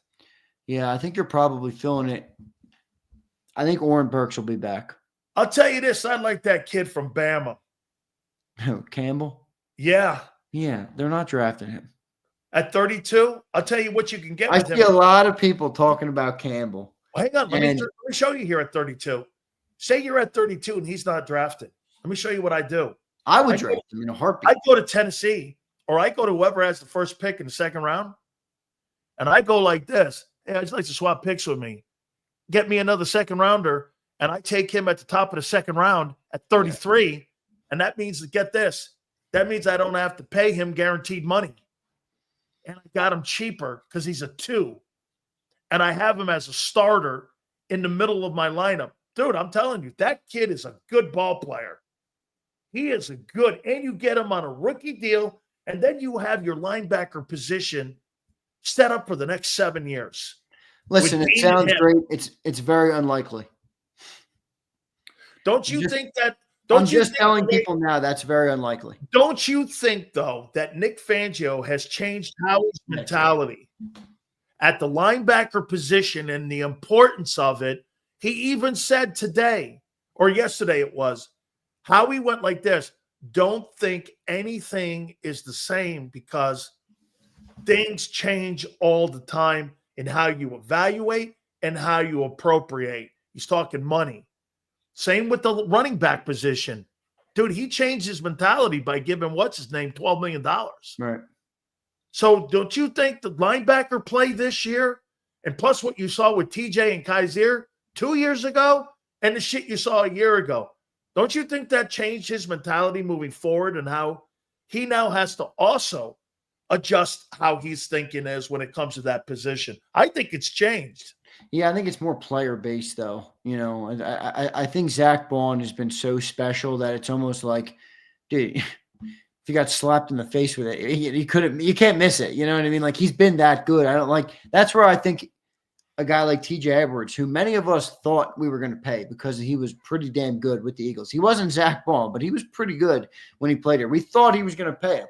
Howie let him walk for $7 million. So I really think it's player dependent here. And I think Zack Baun has probably shifted that. And maybe it's Vic. Maybe it's like, yo, dude, yes. I mean, I got the one defense. I'm telling you right now, if you get me this, I can have it again. So maybe there is some Vic Fangio in there. And I think that's probably a good thing. I think that's probably a good thing that's in there. But look, Howie's been good at evaluating defensive talent. Vic Fangio has not been here for 4 years. Okay. We've added great defensive pieces in the last 4 drafts. All right, between Milton Williams, Jalen Carter, Nolan Smith, you could even argue Jordan Davis Quinyon Mitchell and Jalix Hunt. I mean, Cooper DeJean, all these guys. So, yeah, it's part of it. I think Vic is part of it, but I think overall the player, how good he was. I mean, again, you can't really miss this one. I mean, It's hard to watch the Eagles team and not see Zack Baun everywhere. Now, these last 2 guys. Milton Williams. I think there's 2 stories to this with Williams. On February 26th, more than likely he's gone. However, you lose Zack Baun. And now I know that Dean's out. I heard that Dean's kneecap was in his thigh. It was such a catastrophic injury. And then he's dealing with a patella injury. So that thing is going to be a tough putt for them to be able to have him back for the start of the season next year. Okay, all that being said, you lose Baun. Dude, I can't lose a guy that I've invested player development. I drafted him in the 3rd, developed him into this guy. Now, he's an 18.5 guy. Am I going to pay him $18.5 million, or am I going to somehow come up with the money back situation again, get him down to 15? I mean, they paid Fletcher.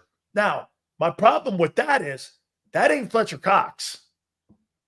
I paid Fletcher $15-16 million. That ain't Fletcher. Now, the market has changed.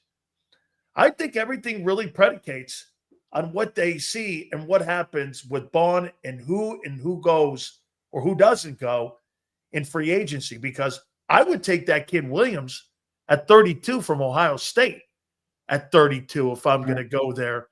And I would take an interior. Remember, the trenches. That's where he goes. Okay? I think that's got a lot to do, Milton Williams, on what they see at the combines this week.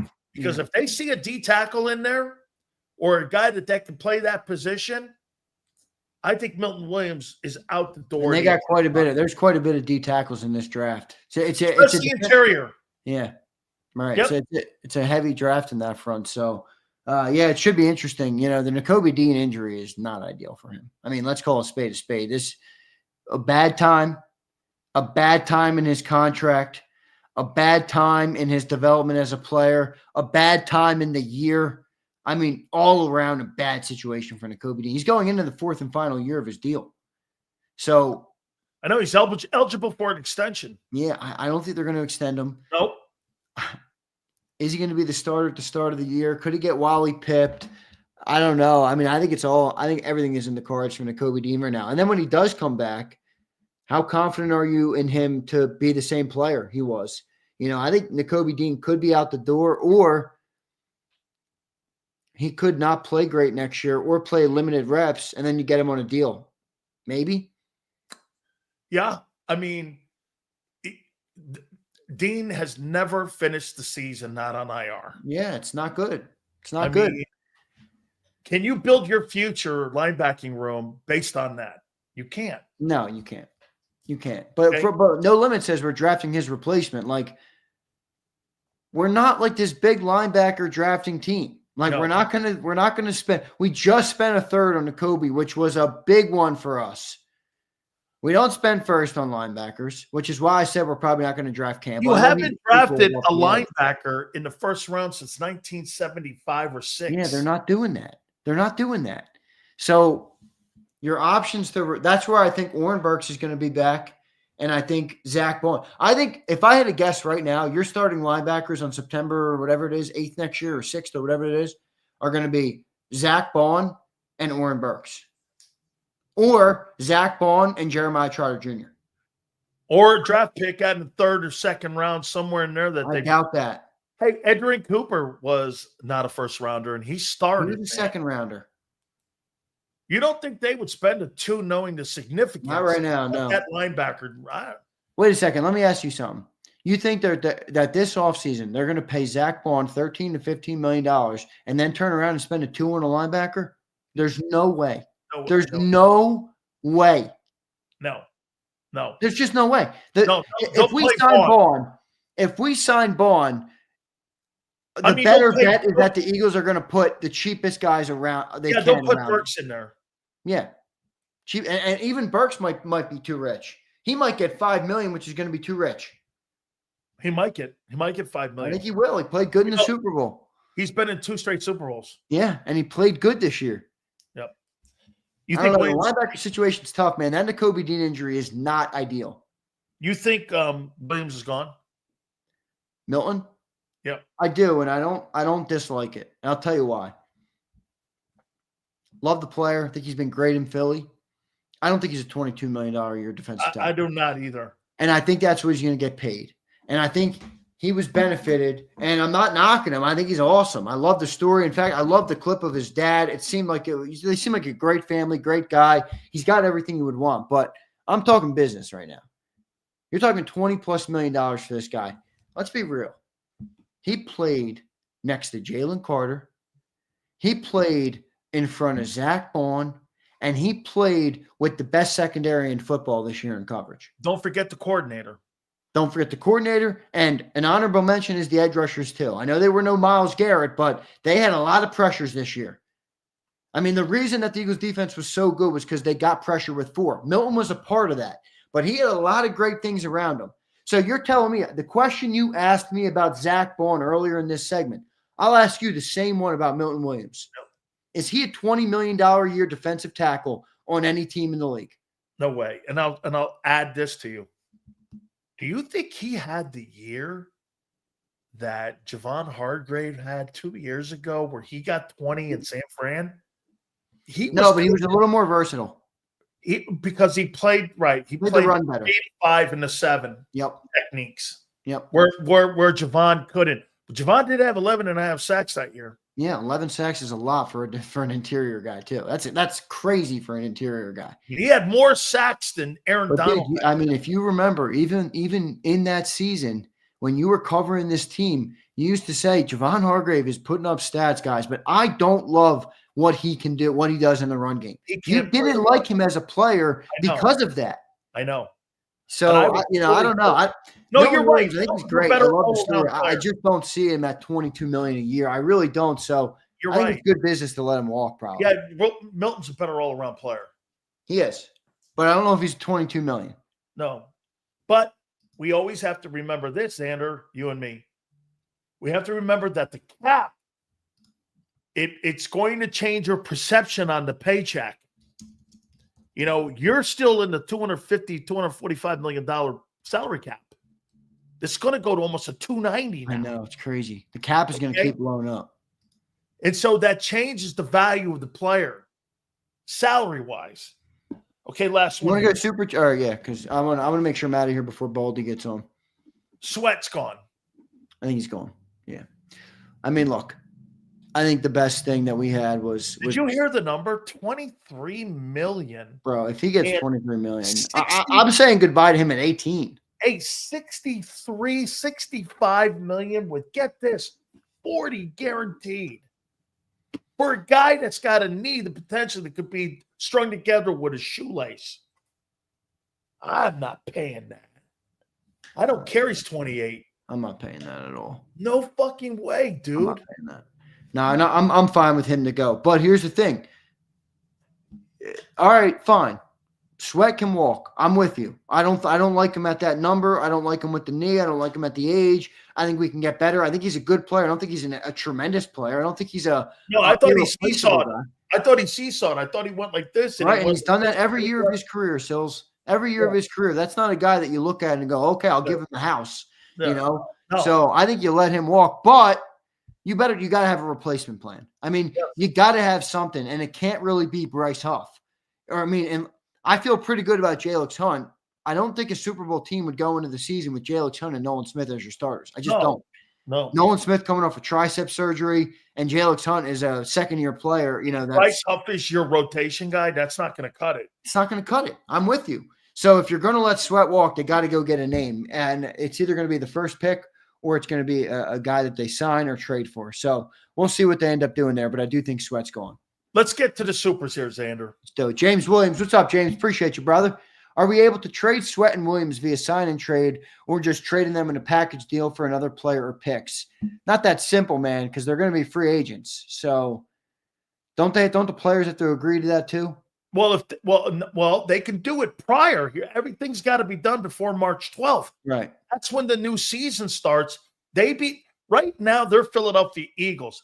But here, the closer you get to that March 12th date, it's in the best interest for Williams and for Sweat to go on the open market and not accept the deal and for the agent to string you along. I mean, They're going to want to get on the market because right now you're negotiating with one team. When you get in the open market, potentially you could be negotiating with 5 teams. It doesn't make sense. So the players are not, and the agent, they're not going to accept that deal right now. Williams and Sweat will not accept the deal. Baun may. He may accept the deal prior to March 12th. I wouldn't, because if I'm 28 years old and my agent's in my ear, and so is my wife, I want to see what my value is in the open market. Yeah, I agree. Takes 2 to tango there. I just don't see why. James, let me just add, why would Sweat try and help the Eagles right now on his way out the door when he has a chance to make the most amount of money in his life? And you asked him for a pay cut a year ago. All right. No Limit just checks in. What's up, No Limit? Appreciate you, brother. I got to reach out and send your jersey. I was away for the last couple of days, so I'll get to it now, bro. Appreciate you. Any trade value for Slay? Probably not. No, because the number's too high in the age. He's 34. He's $12 million. No, maybe a 7. I don't even think a 7, honestly.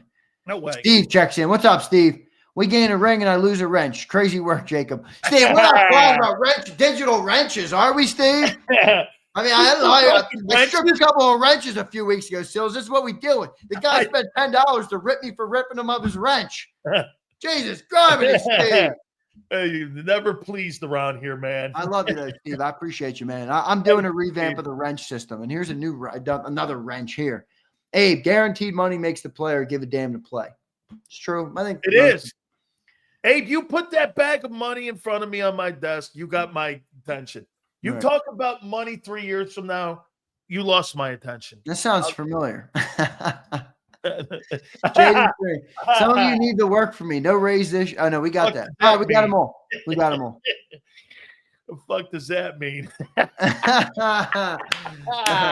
You want me to come to Philly? Bitch, I need 5 bands deposited in my account today, or I'm hanging up this phone. You want me to go to the draft for less than 5 G's? Nope. You want to go to the Super Bowl? No, not without that idea. All right, so I have no idea what the fuck he's talking about. Show me the money.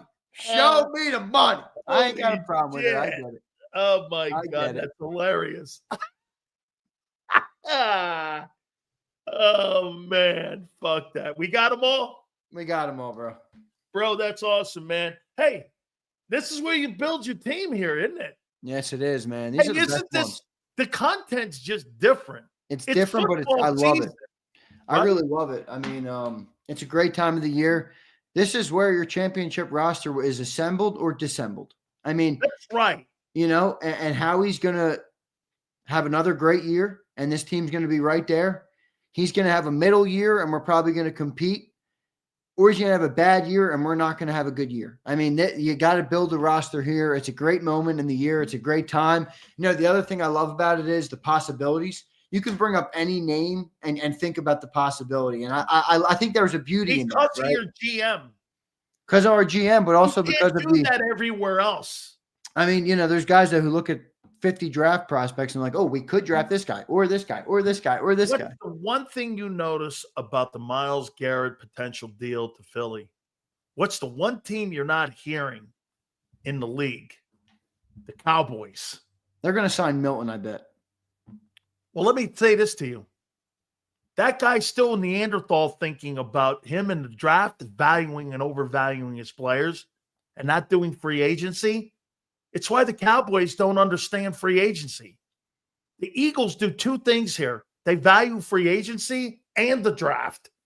Kerry doesn't value free agency. I legitimately don't understand how some people are so bad at business. Like, why is Jerry Jones a genius businessman and so bad at doing business in football? It's not that hard. Like, most of these owners, and not all of them, but most of these owners are breaded up enough to be able to make the moves necessary to be great. And on the back end, you get an asset that is exploding in value faster than 99.9% of assets that exist in the world. I mean, Jerry has got it down with blowing up the value of his asset. He just hasn't quite figured out how to manage his cash better in order to keep a good football team. I'm not mad about it, but it is interesting to watch. Like, how are you so bad that you overpaid to the tune of $20-30 million and your cap hit on Dak is $80 million because you just don't know how to do business? Oh. That's negligence to me. That's being naive. It's still stuck in the 90s. That's where he's at. All right. We're going to get Brian Baldinger on here. I'm going to take a time out here in a second. He hit me back. He's ready to go, so he'll be on soon. Oh, he's coming right now? Well, no, he hit me back that he got the link and everything, so he's all confirmed. He'll be in probably right around 4:30. All right, fantastic. Xander, great stuff. We'll catch you tomorrow on Birds 365. Great to be back with you, Big Sills. Appreciate everybody in JAKIB Nation. Missed all you guys. Good to be back in the saddle. Appreciate it. Big Z, make sure you check him out tomorrow on Birds 365. Don't forget our great friends at Morgan & Morgan, folks. Very proud to have them part of the program here. Morgan & Morgan is America's largest injury law firm in the country with over $20 billion in recoveries for families across the nation. That's right. That's their track record. That's what they do. With over thousands of attorneys that are at Morgan & Morgan, they make sure each and every single family that they represent, they take care of each and every single one of you. Like I said, $20 billion in recovered assets for clients. Like in PA, I told you about the family. $650K they were offered by an insurance company. No way. Morgan & Morgan went in and got $26 million for that family and their recovery. In Florida, another family, $350K they were offered by an insurance company. The team of Morgan & Morgan went in there, and they got $12 million for that family. Look, if you're ever injured, do me a favor. Check out my great friends at Morgan & Morgan. The fee is free unless they win. For more information, go to forthepeople.com/Big Sills or pound law 529. That's forthepeople.com/Big Sills or pound law 529. And do me a favor, you tell them Big Sills sent you. This is Eric. When he got injured in a car accident, he called Morgan & Morgan. He not only gets a lawyer, he gets trial lawyers like Sam and Jessica who are in it to win it. He gets his own investigators with briefcases, leather ones. And if you ever have questions, our customer service folks keep things rolling. Injured? We're your army. Morgan & Morgan, America's largest injury law firm. Ignite your nights with free live entertainment daily, only at Live Casino and Hotel Philadelphia's Center Bar. 7 days a week, enjoy some of the region's top party bands, performers, and DJs as they take the stage in the heart of the casino action. Great cocktails, live music, and lively moments. It's all happening at Center Bar at Live Casino and Hotel Philadelphia. Visit livecasinophilly.com for more details and the complete list of upcoming events. Must be 21 or older. Gambling problem? Call 1-800-GAMBLER.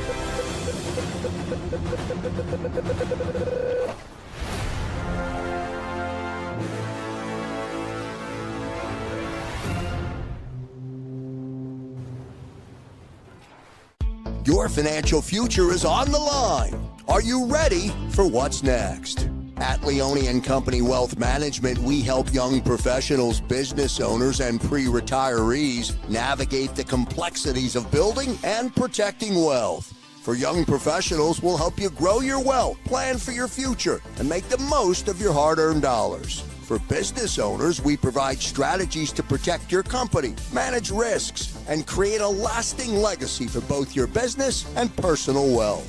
For pre-retirees, we'll design a plan to secure your retirement, ensuring you can live comfortably and confidently in your next chapter. Whether you're just starting out, managing a thriving business, or preparing for retirement, we're here to help you take control of your financial future. The first consultation is on us. Get the advice you need without the cost. Let's make your financial vision a reality. Take the next step. Scan the QR code to schedule your free consultation today. And of course, go Birds.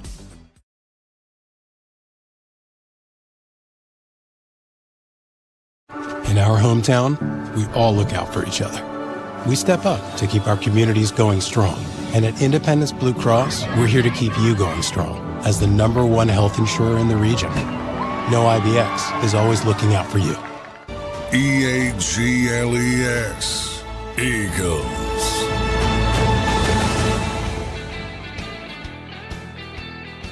Big Sills National Football Show. Appreciate you guys coming aboard. By the way, Jimmy Johnson will join us tomorrow.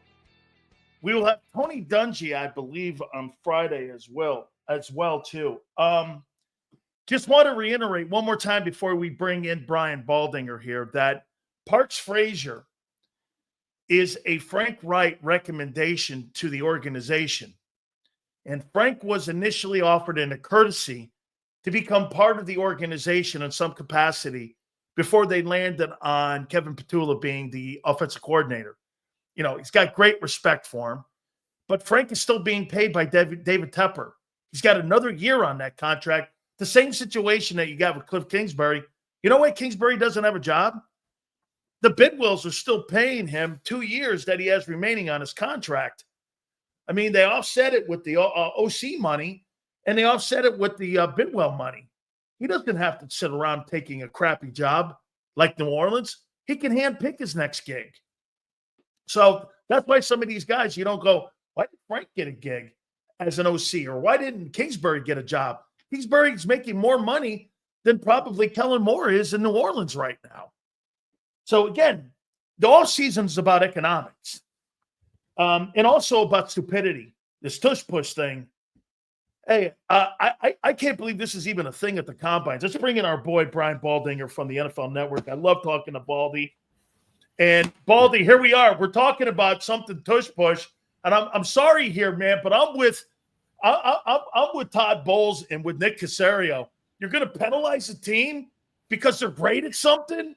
I mean, you can't figure it out. To me, that's the quintessential football play. Lining up, stopping it, man. I mean, what's the problem? Do you see an issue with this? No, I don't, Dan. And I've listened to Bill Cowher say it's not a football play, it's a rugby play. I respect everybody's opinion. But the irony is, if Green Bay is calling out the Eagles and they want to table this play in the NFL, they actually stopped the Eagles twice in Brazil on the play. And, and so they actually had a good game plan to do it. That's one thing. Number two, the play is based on physics, okay?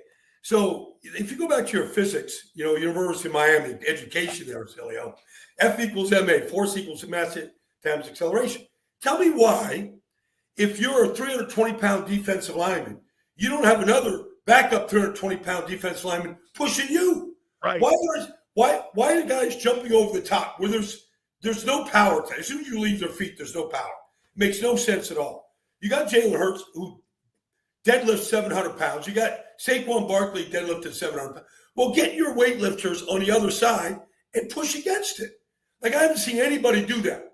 So to your point, how about strategizing your defense to stop it? I haven't seen it. How about this here too, Ballsy? I say this, Baldy, the one way and the only way that you're going to be able to stop that play, it's in the snap count. Yes. As long as they have the advantage of knowing when the ball is snapped, I don't care what you do on the other side of the ball. You have that advantage on the D lineman, like you said. And when you allow somebody behind Hurts to push him, I mean, if they do anything, could you see them stopping the forward progress, that they're not going to allow the huddle and the pile to move? That's where they come to some type of agreement. No, it's a great point. Great point, Sileo. So I've asked, the different, leaders of the officiating crews about officiating the play. And what they told me is exactly your point. Like, at what point do you blow the whistle? To what point? So they said, as soon as the ball carrier, if it's the quarterback, a tight end, anybody else, running back, as soon as the ball carrier starts moving sideways, they're supposed to blow the whistle. And so from that standpoint, I don't think it's been officiated very well, because I don't think that's been, I got a guy from Pittsburgh at the combine calling, but I'll come back. But, I don't think it's been officiated properly. I think momentum and how you dictate if momentum is being stopped is a big part of that play. Baldy, the free agency period, March 12th, it starts here 2 weeks from today, actually. Yeah. Zack Baun, let's go down the list here a little bit with Zack Baun here. Are you going to pay $15 million annually a year, giving that guy nearly $50 million based off of 1 year, and what that guy meant, albeit maybe the greatest linebacking year we've probably seen since Seth Joyner, maybe Trotter Sr., that we've seen with those guys, right? And if you're Howie, going like this, if I put him in Carolina, is that guy really Roquan Smith? Roquan Smith was that guy in Chicago, and he was that guy in Baltimore. I know who he is. Who do I know at 28 years of age? Is he really that guy? Is he the product of that system and that coordinator? How do you pay him? And is there going to be a ceiling, do you think, on what the Eagles will pay him? I think there's going to be a ceiling. That's just the way the Eagles have done business. I think they got quite lucky. Zack Baun was a guy that really didn't have a position at New Orleans. He was a third-round pick coming out of Wisconsin. You look at Wisconsin linebackers that are in the league right now, whether it's Herbig or TJ or Chanel, and we go through the list of them, they've all been cross-trained. They've all been trained excellently at Wisconsin. So they're very fundamental. They can rush. They understand the position very, very well. the Eagles have not put a lot of resources, money or draft picks into that position. Now, he was a special player. I mean, they lost some linebackers to injury during the season. Oren Burks ended up finishing the season. But Jacoby Dean also. Jacoby Dean played very well next to Zack Baun. They really fixed that linebacker. The year before, their defense was a mess. Yep. Linebackers were a mess. I think the Eagles have to sign Zack Baun. I think they've got to pony up, and they've got to say, okay, we'll figure out the money in other places. We've got all our offensive guys signed and taken care of. Howie's been a magician with pushing the can down the road, all the things you got to do. I don't think there's – and Jacoby Dean's still in a rookie contract. I don't think they can ill afford to lose him. How about this, man? Last year, Baldy, you took out the spike and you took out the hammer and you just went right down on it and you said, Sills, this kid Becton is going to be a force, and if he's in shape and he can withstand injuries, he is going to be somebody that is going to be an impact player. There were three guys that the killer bees I call, Barkley, Baun, and Becton. Yeah. These three guys were the major reasons I thought they ended up destroying Kansas City in that Super Bowl in the year they had. My question on free agency with him is, hey, dude, you were a colossal failure in New York. Are you going to go to a place where you got Lane Johnson on one side, you got Cam Jurgens over here, I got Barkley and Hurts behind me, and more importantly, as you know, being a former O-line guy, I got Stoutland over there who buys into me here. I mean, of all the guys, don't you think he is almost the sure guy to re-sign with them? Yes. Yeah, and I don't know what the dollar amount is, Sileo. I don't know. It's like supposedly like 12, somewhere in there. Well, I'm just saying, he wants to stay. I mean, I got to know Becton real good, and he's not the most mature kid. He's not the toughest kid. But I told Lane Johnson when they signed him, I said, Lane, you haven't seen a guy with this kind of power since Jason Peters was in his prime. Wow. Like his ability to move people and move big bodies. And he learned the position. He never played guard in his life. He was all-world when he was on the field his rookie year in New York. He was awesome. But he couldn't stay on the field, came out of a lot of games his rookie year, and then he couldn't stay healthy. He went to a place where he was not happy there. He didn't want to be there, and he found a home. And there's not a home everywhere for Mekhi Becton. There just isn't. But there's a home in Philadelphia for him, and nobody's better than Stoutland at getting the best out of you. And he stayed on the field a good deal of the time this year. He missed a couple plays here and there. But I think they got to sign him. I don't think he wants to go anywhere. He wasn't a Pro Bowl player, but he played at a Pro Bowl level. I had a conversation with Podesta the other day in Cleveland. They really don't want to move off of Garrett, but according to the betting favorites right now, Baldy, the Eagles are the second and in the two-hole next to the Commanders for getting potentially Myles Garrett. Myles Garrett wants to be in the Hall of Fame, and he doesn't believe that's through Cleveland anymore. So for you, would you rip up where they won the Super Bowl without him if you're Philly, okay? I don't know if I really need you. Now, you want to evolve. Could you imagine what he could do with a player like a Myles Garrett, Vic Fangio, and what he did with a player like Zack Baun? You add that dynamic. Or here, even another one, Baldy.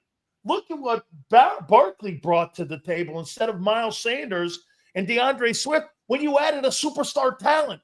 You add a superstar talent to that defense, your ends could potentially be Sweat, Myles Garrett, your interior tackles are Carter, Davis, and then you got Baun and Dean. You got the best front seven. They're going to lose Josh Sweat. They're going to lose Josh Sweat to free agency. Yeah, 18-5, they're going to. He's going to go. And so Nolan Smith really came on, most improved player in the league last year, in my opinion. Didn't start the first 6 weeks. They missed out on Bryce Huff. But Nolan Smith came on, and he was a force, a real force. It's interesting, Silly. I've known Vic Fangio since he was the linebacker coach of the Dome Patrol with Jim Moore in New Orleans. Ricky Jackson, Sam Mills, that group, right? Pat Swilly. Vaughn Johnson. Vaughn Johnson, there you go. That's the Dome Patrol. Now, I played against them in the playoffs when I was in Philadelphia. But you think about the guys that Vic Fangio has coached. Yeah. Justin Smith, when he was Alden Smith, Khalil Mack, Von Miller, Jalen Carter now. Like, he's coached star play. Not everybody can coach stars. Not everybody, because he was in Miami with stars. And Sam Mills with the Stars when he was in Philadelphia. Yeah, exactly. So some guys can coach star play. NBA, NFL. Some guys know how to coach star players. Know how to. It's not coddling them. It's knowing how to push them and putting them in position to be successful. So I remember talking to Khalil Mack about it. And it was like, well, what does he do? He goes, Baldy, like, I'm in the perfect position to do what I got to do. So Myles Garrett would fit in perfectly with Nolan Smith on one side, Jalen Carter. They'd be a terror. They'd probably have to lose Zack Baun and Josh Sweat. Wouldn't be able to do all of it. Figure out the compensation. If it's the number one, whatever it is, I think they would be willing to do it. They're just that type of organization. Just the way the Rams, number one picks, okay, great. We got him. We'll use him. If we don't, to get a good player in his prime, we'll get him.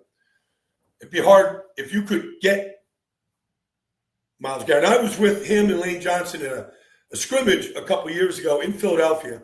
And Myles and Lane, after practice, were working against each other. You got Hall of Fame players going to iron sharp, and that whole thing, right? And I was there talking to him. Like, there's elite level conversations that you can have when you've got that level of player.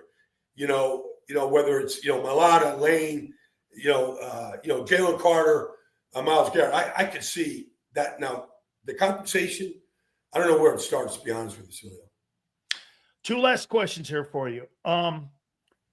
In the draft, if you were a fan of either of these two players and you had the first pick and you're Tennessee, and I know they're probably going quarterback here, but I want to go best player. Is Abdul Carter from Penn State the guy, or is it Travis Hunter, in your opinion? If you're looking at those two players, who would you draft as the number one overall player, not quarterback counting? I'd take Abdul. I'd go in the trenches. They're going to lose Harold Landry, it looks like. They still have Jeffrey Simmons. They drafted, Sweat out of Devondre Sweat out of Texas. Really good young player. I think you just build in the trenches.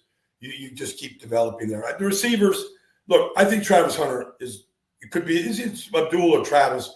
You can pick who's the best player in this draft. Travis is going to be a Pro Bowl corner. He's going to give you 30 snaps at wide receiver, maybe more in some games, depending how fast the game is played.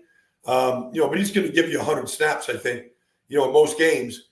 But I think I would go with Abdul now. I just think affecting the quarterback is the way to go. So for you have the Carlton mentality. You're building from inside out instead of outside in. That's kind of what the Eagles do also. Tell me what your feelings are on this at 32.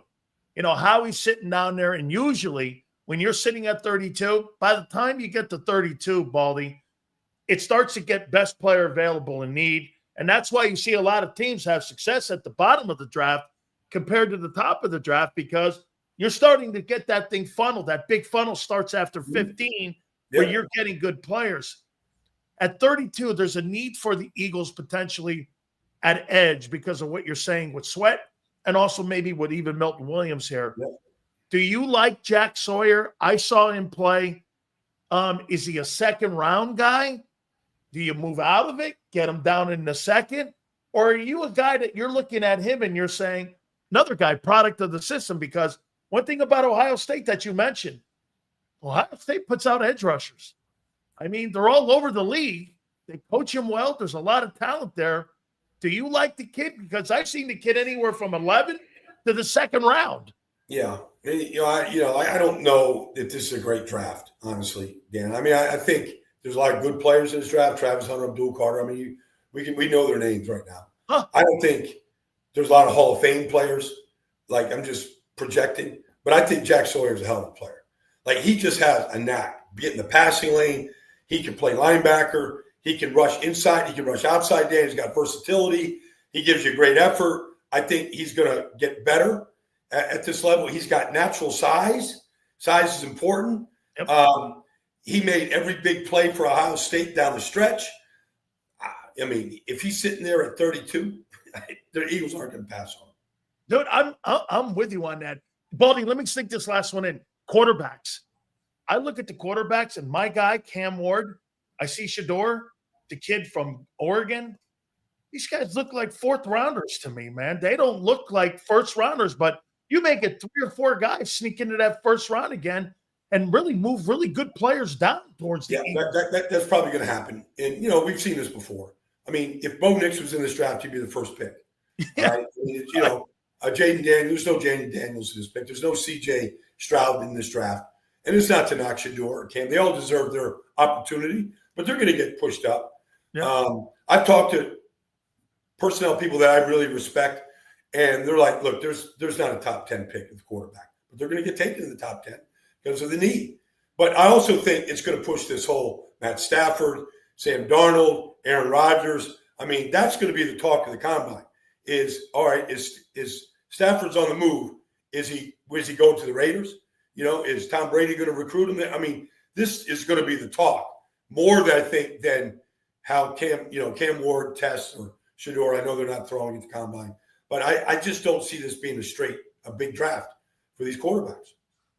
So I want to know for you, when you go lobstering, do you go snorkeling for the lobsters? Is that what you do? You go down and you snorkel for you. I got a stick in one hand. I got a stick in one hand. I got a net in the other. Like I don't have a spear gun in. I'm barehanding these guys into the net, chasing them out of their holes into the net, scooping them, and got my breath held. Got enough air to get to the top. That's kind of my method. So when did this snorkeling thing? When did this become a fetish of yours? Because I see more.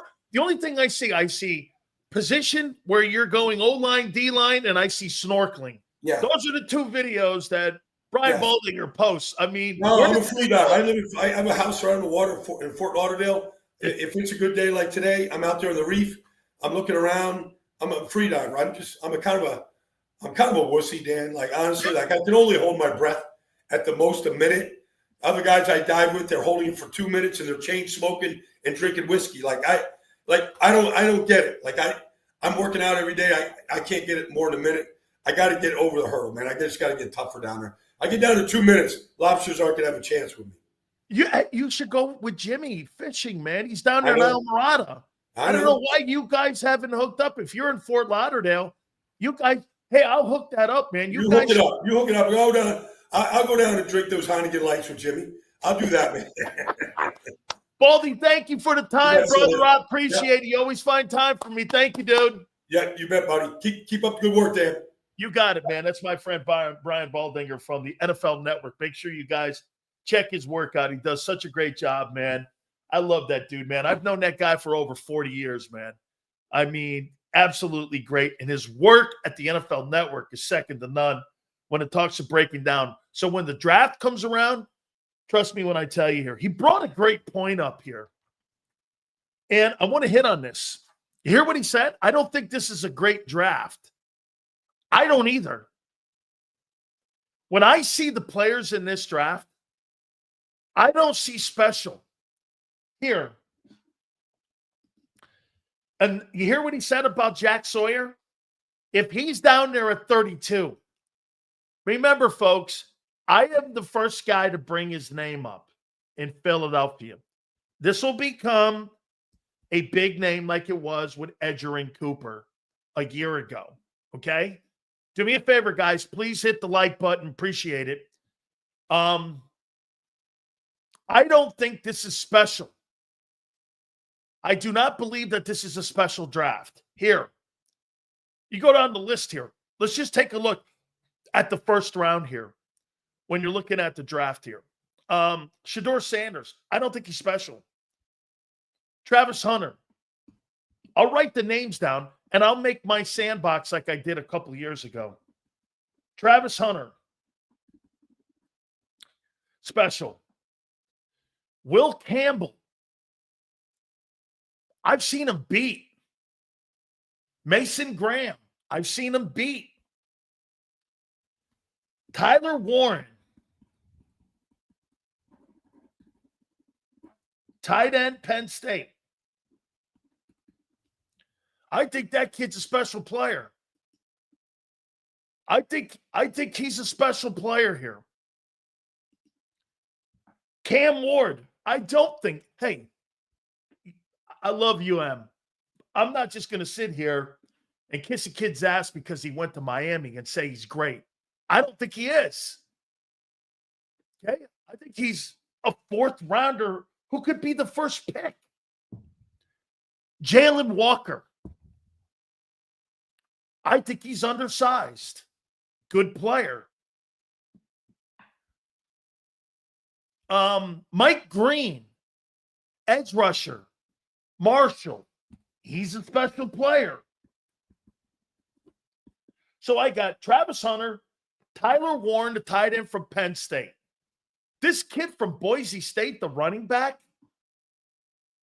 I don't think he's special. I just don't think he's special.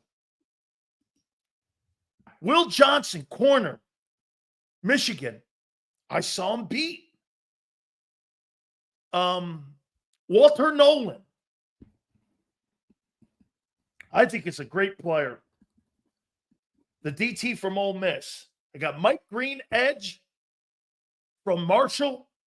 I've got Tyler Warren, the tight end. So far, I got 4. I'm already down to what? The 18th pick, I got 4 guys. I don't think the DB from Texas is that hot. Donovan Jackson from Ohio State, the offensive guard, I don't think is great. Tyler Booker, 6'5", 325, I do think is great. Kid from Bama, the guard, I think is a really good player. I thought he was an earth mover this past season. I'm already down where in the first round of 27. I got 5 guys. Michael Williams, I think is a really good player from Ohio State.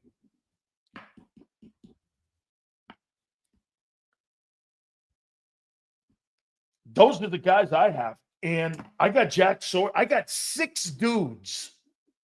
If you draft any one of these guys, Travis Hunter, Tyler Warren, Mike Green, Walter Nolan from Ole Miss, D tackle, the OG from Bama, and Michael Williams and Jack Sawyer. 1, 2, 3, 4, 5. Those are my 7 guys. The rest of those dudes, I don't think that this is a strong draft. We're going to talk with Howie Roseman and what Nick Sirianni said at the top of the hour here. But guys, I want to show you this. This is what Howie said. You've got to determine what's a stronger market, the draft or free agency. If you're a football team and you're a team like the Browns, here's why you want to build up draft choices. I'm not drafting a quarterback in this draft if I'm Cleveland. I'd rather have Deshaun Watson. There's not a guy in this draft that's going to change the fortunes of the Browns. Now, if I got a 32 this year and I ended up trading for somebody else, that's why trading with Cleveland and you're Philly, Cleveland is not enticed to trade with you because they want to build equity up for Arch Manning. Arch Manning is the coveted piece next year, not these dudes. I'm looking right now at the 2026 draft, and I'm looking at Arch Manning at Texas. That's my guy. That's the dude I want. And if you're Cleveland, that's what you're projecting to try to get. You're not going to get him with the Eagle picks sitting at 32. That's why you've got to make that thing enticing for them to be able to make that trade. Because remember something, Cleveland's fortunes are not going to get turned around next year. They're going to be a sorry-ass football team next year too. So they're going to be in the top 5 picks. using a Eagle pick and their own pick, they can move up to 1 and get Arch Manning and change their fortunes. That's what you're dealing with. But again, that's a lot of maneuvering for a team that's the world champions. Rico says that the Watson contract limits them. You're not understanding, though, Rico. If I make a trade, you're right, Rico. It limits them to what? The draft, not free agency. You're not going to sign Aaron Rodgers or Matthew Stafford in Cleveland. Why? I'm not giving 3 years and a contract like you gave Kirk Cousins down in Atlanta when I'm going to draft a quarterback next year anyway. I'm not doing that. I'm going to hang out in the draft where I have rookie deals, cheaper deals, and I'm able to rebuild my roster up through the draft. Free agency for a team like Cleveland that's got a contract like that, you're dead. You need draft picks. You need to get better in the draft and land on people in the draft if you're going to want to be good in the next 3 years. Free agency is a non-starter in Cleveland. That's why when they go and they're saying the right things with Garrett. You hear what Baldy said? You make a move for that. I don't care who it is. And he even said Nolan Smith was maybe the most improved player in the NFL last year. Most improved, best player, it's a different conversation. Draft choices are like stocks, though. You never know what they're going to do. You have no idea what the value of those things are. You know, I heard Xander say something when he was on with us, how he doesn't like to give draft picks up. Well, let me tell you something about draft picks. Draft picks are more of a gamble than free agency. If you know who the player is, Myles Garrett's not a gamble. Nolan Smith's a gamble. Hey, and for the record, I don't like the guy's injury history. I don't like the fact he's been good for 7 games. Dude, I know you don't want to hear it. Nolan Smith has a history of injuries. Huff was totally a gamble, and he struck out. Situational pass rush. Devin White, gamble, struck out. Okay. Zack Baun, was it a gamble? Hassan Reddick, was it a gamble? Mekhi Becton, was it a gamble? Have you drafted a player in the offensive line better than Mekhi Becton in the last 3 years? No. No. You got him in free agency. Have you drafted a linebacker? Last 3 years, son. 4 years ago was Dickerson. Dude, I don't want anything to do with Daniel Jones. Okay? I don't want anything to do with him. Sills talks like he's an elite GM. What did I say that made you say that? I'm not a GM. I watch what other great GMs do. What the fuck are you talking about? I'm talking about what people do, not what they should do. Okay? And I'm talking from a player's perspective, having been a free agent. What are you coming from? Sitting around playing Madden? I mean, what would you possibly know? The question, though, is ask yourself this. Here. Twiz goes, watch how we work. Bro. Okay, Twiz, let's do this. Do you think Milton Williams and Josh Sweat are back? Yes or no? Two guys in your front four will be gone. You're going to have a completely, entirely different front four than what your Super Bowl team was. Off your front five guys, you lose two, excuse me. Okay? You're not the same team already. Who are your replacements? Who are you replacing Josh Sweat and Milton Williams with? Who? And for the record, if a defensive player of the game was to be handed out, Josh Sweat would have won it in the Super Bowl. I thought he was the best player on the field. That's how good a game. I thought Milton Williams was the fifth best player on the field. Jalen Hunt, I don't feel comfortable going into a starting season with a guy who's been limited last year in situational play as a starter to play 900 snaps. I don't feel comfortable with that. You do? Okay. Good luck to you. Let's see how that works out. You know, you got to be smart here. What I would do, I would draft that kid Sawyer at 32.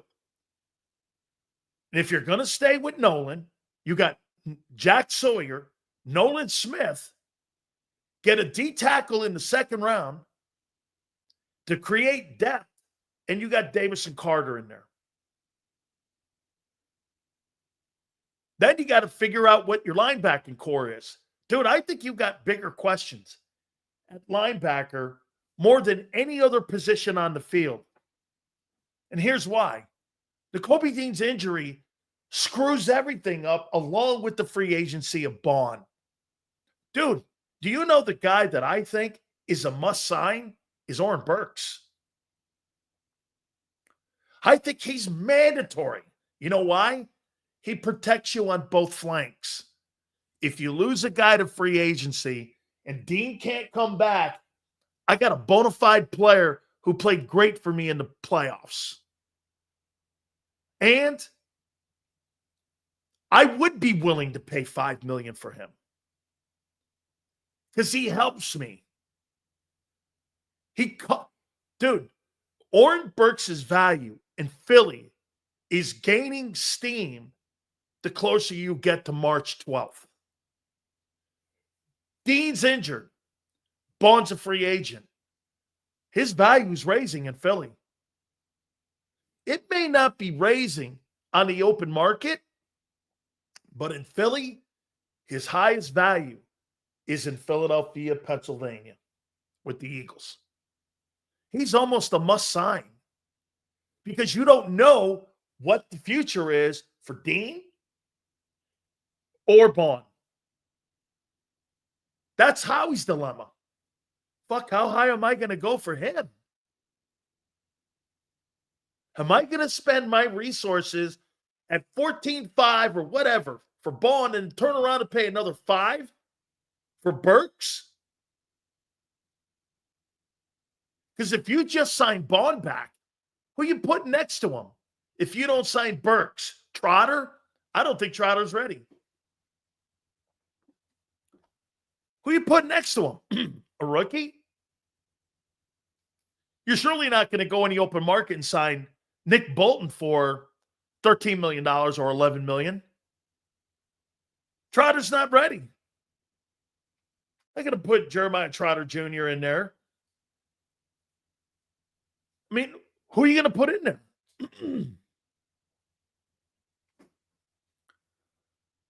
I mean, the linebacker position, because of the injury and the free agency, is a really big question for Howie. It's not about money. It's about appropriating the right money, which he said at the combines. You're thin in talent there, too. Hey, guys, do me a favor. Give me a total on the likes where we are right now. Please hit the like button.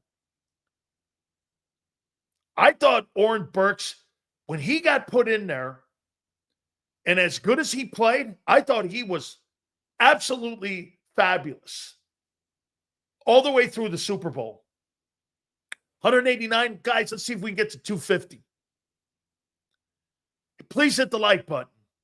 Supers go to the top. So ask yourself this. This is one of the topic questions. What's more important and what's a better group of players? Free agency or the draft? I'm with Baldy. I don't think this is a very good draft. I don't see a lot of superstar players in this draft. I don't even see, like, is there a Malik Neighbors in this? Is there like a Brock Bowers? The kid from Penn State, the tight end Warren, I think is a good-looking ball player. And I think he's one of my sandbox guys.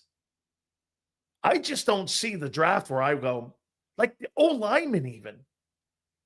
They look okay. But like the last 2 years, because of COVID, I think there's a drop-off. See, the 2 previous years, I think were COVID kids. Now you're getting the post-COVID guys. I don't see any elite ball. Like, I don't see a Patrick Surtain. The kid from Michigan might be. The DB. What's his name? Anderson?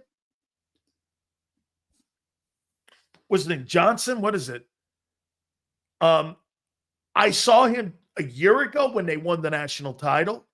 I thought he was better that season. Could be also Will Johnson. I think he could be there. Like, but I don't see a Stingley, a Surtain. I don't see that. The edge rushers, there's the few. Pierce, Green, Sawyer. Like, here's why I like Jack Sawyer. I like Jack Sawyer because Jack Sawyer is like a Van Kinkel who's up in Minnesota who played for Vic in Miami. You could put his, like Baldy said, you could put his hand down in the dirt. You could stand him up. He can cover. Played on a champion. He's got the same pedigree as the Georgia guys. I think there's something to that. If I'm drafting players today, I'm drafting from Ohio State. I'm not drafting. This is probably the last year that I will give Alabama. Sorry, Xander. This is the last year coming up this year, 25 draft. This is the last year I'll give Bama the benefit of the doubt on players. I don't know what that guy's bringing in. Because to me, they were poorly coached last year, those Alabama kids. If Saban's in the building, they're in the playoff. That kid, that guy who came down from Washington, I don't see it. That kid's recruiting in the Southeastern Conference. Okay. Bama's not the same. I'm not saying Bama's not going to win 9-10 games. 9-10 games of Bama, those are losing years. If you're a Bama guy and you see those kind of players not going in there any longer because of nil, and that guy's not bringing those guys in, you win 9-10 games at Alabama, shit, that's the same as going 4-7. That's what it used to be at my place. You go 10-2, that's like 4-7. I mean, Jalen Milroe, guy, Abe's got him as a 6th rounder. Probably right, Abe. He'll go in the 3rd. Maybe the 2nd because of Jalen Hurts. Okay?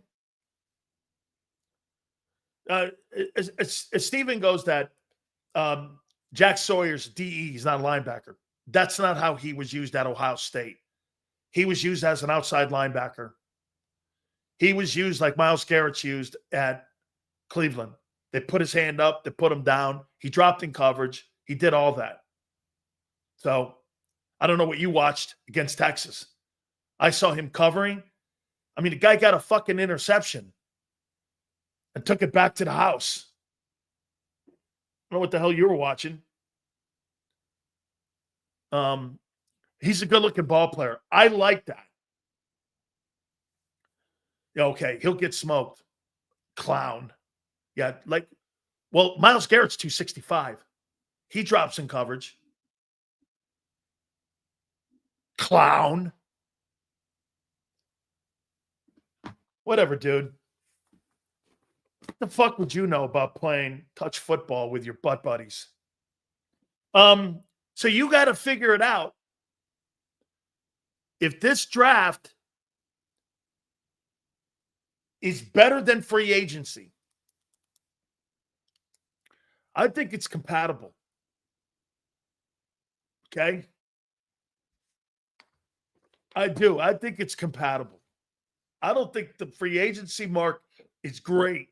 And I don't think the draft is great. And you got to weed through that shit. Okay? It's kind of where we are. I'm so glad Baldy said that. Because what I do is I start watching the film and I go like this. And I look at him and I'm like the kid from LSU, the offensive lineman. I'm like this. I go, I don't know. Does that guy look like that guy Paris a couple years ago from Ohio State? He don't. Or does that guy look like, let me put it to you this way. If Trevor Keegan were in this draft, he might go at the bottom of the first round.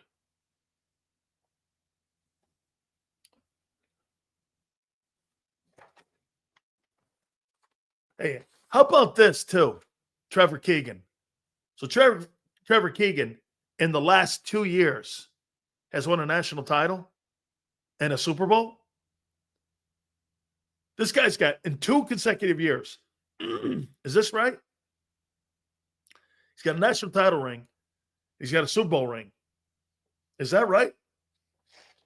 That's the kind of people that the Eagles are drafting. Hoss, that guy doesn't know losing. The Georgia guys, how many games do you think Nolan Smith and Jalen Carter have lost in the last 4 years? Well, I know they had back-to-back undefeated seasons. So let me get this right. Jalen Carter, 6, and how many did they have this year? How many losses? 3? So in the last 4 years, Jalen Carter in the regular season has lost 9 games. Between Georgia and the Eagles. Is that right? 9 games he's lost. That guy has no idea what fucking losing is. Figure this out. 14, that's 28. 28, then 17, 46, and then another. In 63 games, Jalen Carter's lost 9 ball games between Georgia and the Eagles. 9 games. In 63 or 4 games. That's contagious. That's the kind of guys you draft and put on your team. You don't draft from loser programs. I mean, Jalen Carter in the last 4 years owns 2 SEC championship rings, 2 national title rings, and Super Bowl ring, right?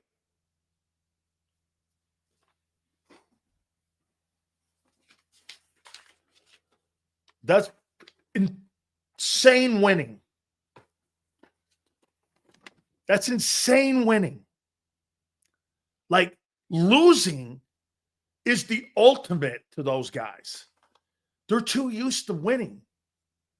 It's an environment thing. You draft that way. That's why I was against the kid from Toledo. What the fuck does he know about winning? But his character and the journey he went through were all the programs like Alabama, Florida. Get this, he's 10 minutes from the Gator campus where he's from in Florida. Quinion Mitchell, he refused to go because Toledo gave him an offer no one else would give him. Get that. That goes into the story. Every guy they're taking has a winning pedigree. I think that's got a lot to do with how people do things. I really do. And I think that just becomes absolutely contagious. Either draft winners, players, or loyal like Q. Yeah. Dude, look at the examples. I just gave you Trevor Keegan. 2 championship seasons in a row. The Georgia dudes. Dude, they win a lot of ball games in Iowa. They may not be Penn State, or they may not be Michigan or Ohio State. But Kirk Ferentz, he puts a ton of people in the NFL. There's a ton of guys that come out of that program. I almost went to Iowa to wrestle and play football, okay, at that program. I like that place. That's a winning program Kirk Ferentz has there at Iowa. Look at the dudes they draft. Bama, Georgia, storylines. I mean, they're not just looking for the best players. They're looking for guys who have a journey and also are part of building something. Okay? Look at this guy. I wasn't? Would you like to see me and Dan Gable? Where Dan had Dan had a picture of my offer. Do you want to see it, Terrell, before you look like a dick? Would you like to see it? Better yet, I'll post it on my Twitter page because I have before. My scholarship offer to wrestle at Iowa with Dan Gable. No, I'm not going to show it to you because I've already showed it 100 times. Fuck you. How you doing? Why don't you guys entertain this guy? How you doing? Football, I believe? No, I've already showed everyone.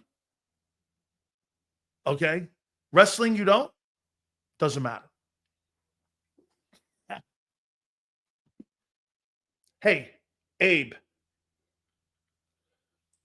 When he came to town, I introduced him to my daughter because we've been best friends since he recruited me to wrestle up there and play football.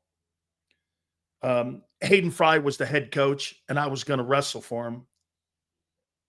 Let's see. What's his name? Dan Gable. Dan Gable Sileo.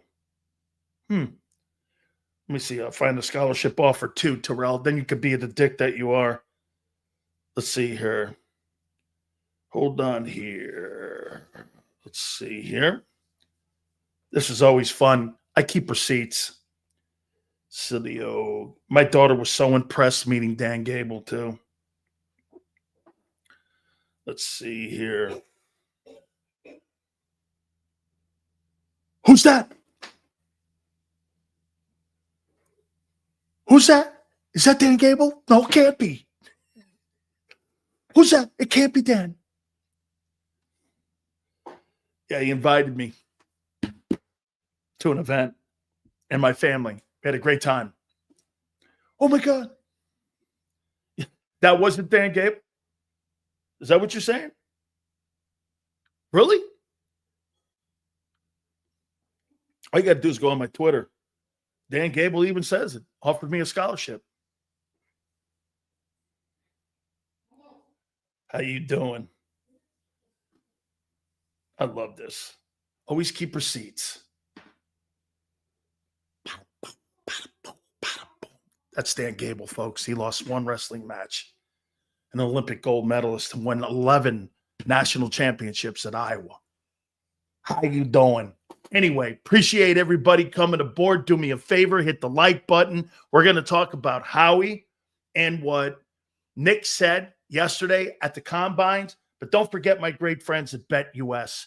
Great opportunity for everyone to place bets with one of the best betting houses there is in America at BetUS.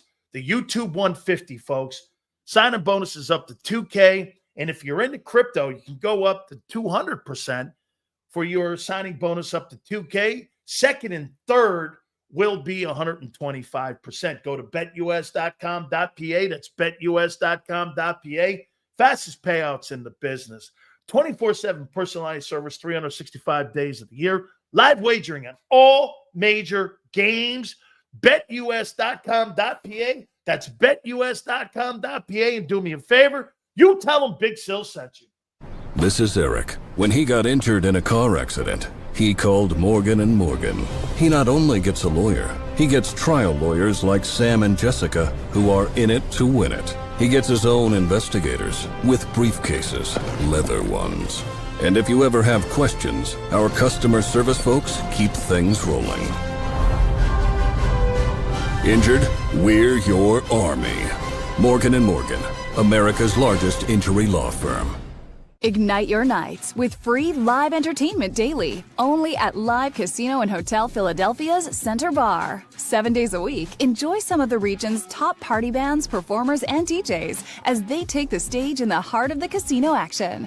Great cocktails, live music, and lively moments. It's all happening at Center Bar at Live Casino and Hotel Philadelphia. Visit livecasinophilly.com for more details and the complete list of upcoming events. Must be 21 or older. Gambling problem? Call 1-800-GAMBLER.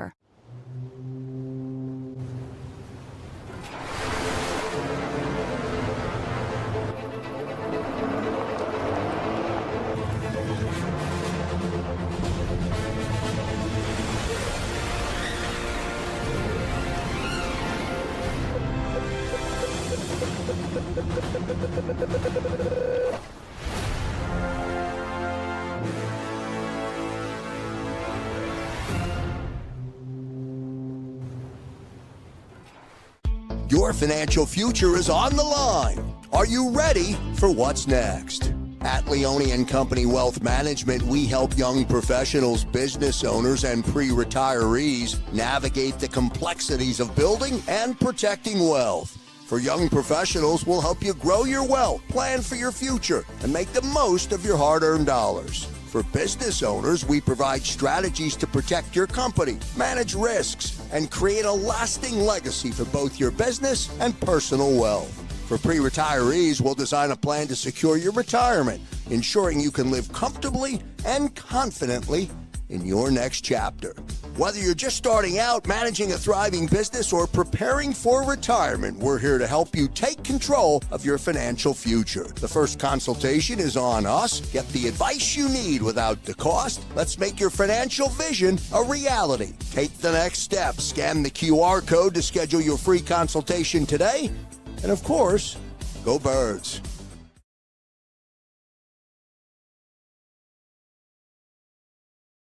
In our hometown, we all look out for each other. We step up to keep our communities going strong. And at Independence Blue Cross, we're here to keep you going strong as the #1 health insurer in the region. No IBX is always looking out for you. EAGLES, Eagles.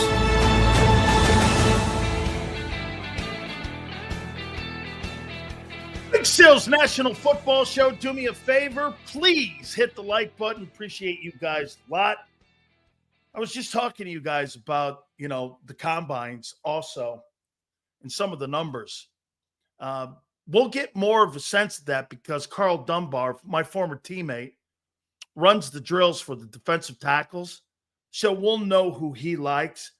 And also Alfredo Roberts. Steelers do a lot of work with the with the draft and with the combines. So we'll know a little bit more. I do, before I get into talking about Howie Roseman and Nick Sirianni and what they said yesterday, Jason Peters. Let me look this number up here with Jason Peters. What a great ball player. What an absolute GOAT player. I mean, Jesus criminy. Just an absolute super stud of a football player. 9-time Pro Bowler. On the 2010s All-Decade team. Got a Super Bowl ring. I mean, played at Arkansas. Played until he was what age? 43. 42, because he turned 43 January 22nd. Guys, Lane's not better than him. He's not better. He's not. They play completely different positions, too. One's a right tackle, one's a left tackle. He's not better. By the way, watch this. Is Lane going into the Hall of Fame? Yeah. Yes. Jason Peters is a special football player. Okay? Special football player. And first ballot? Yes. Just a fantastic football player. Lane was drafted to take Peters' job. Dude, hey, Neil, excuse me. Listen here. Both guys are exceptional. Both guys are special. But Jason Peters, is he better than Trent Williams? No. In the last 15 years, who's the best tackle? Trent Williams is the best tackle in football in the last 15 years. Lane's in the top 5. When I put those, Lane could be 3 or 2. Okay? Both Hall of Fame players. And Jason Peters, though, dude, when you're constantly being begged to come, it's great taste, Forrest. Forrest, this is going to sound probably stupid. I think Jason Peters and Lane are better than Joe Thomas. I think they're better. I mean, I think Joe follows me on Twitter. I love Joe Thomas. But I think Lane and Jason Peters is better. They're better. They're better football players. Okay? That's how great Lane and Jason Peters are as players. Okay? And by the way, Joe was spectacular too. So when I'm saying to you that Peters is better than Lane, Lane's probably the second best tackle that's played in the sport in 15 years. So I want to make sure Peters gets his flowers here. Just a great football player. Physical, big, quick, tough left tackle position.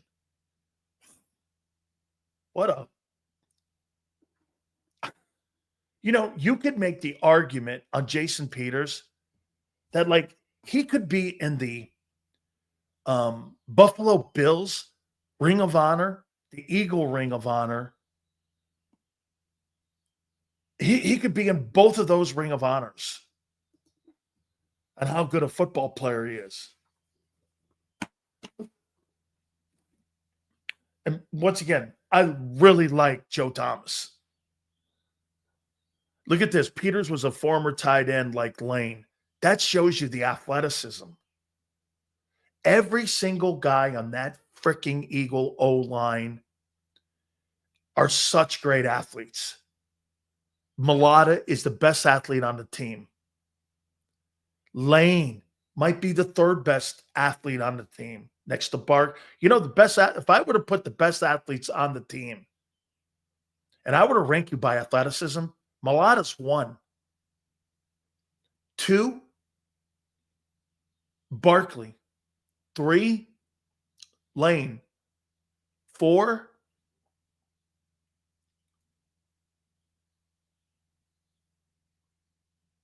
Carter. 5, Devontae. 6, fuck, you might put Baun in there. 7, Q. Wait a minute. I forgot the white kid. The white kid's got to be in the top 5. I saw that guy in his highlight reel for basketball. This kid was scoring 27 points a game. AJ's in there too. That kid Cooper DeJean, this guy scored 27 points a game.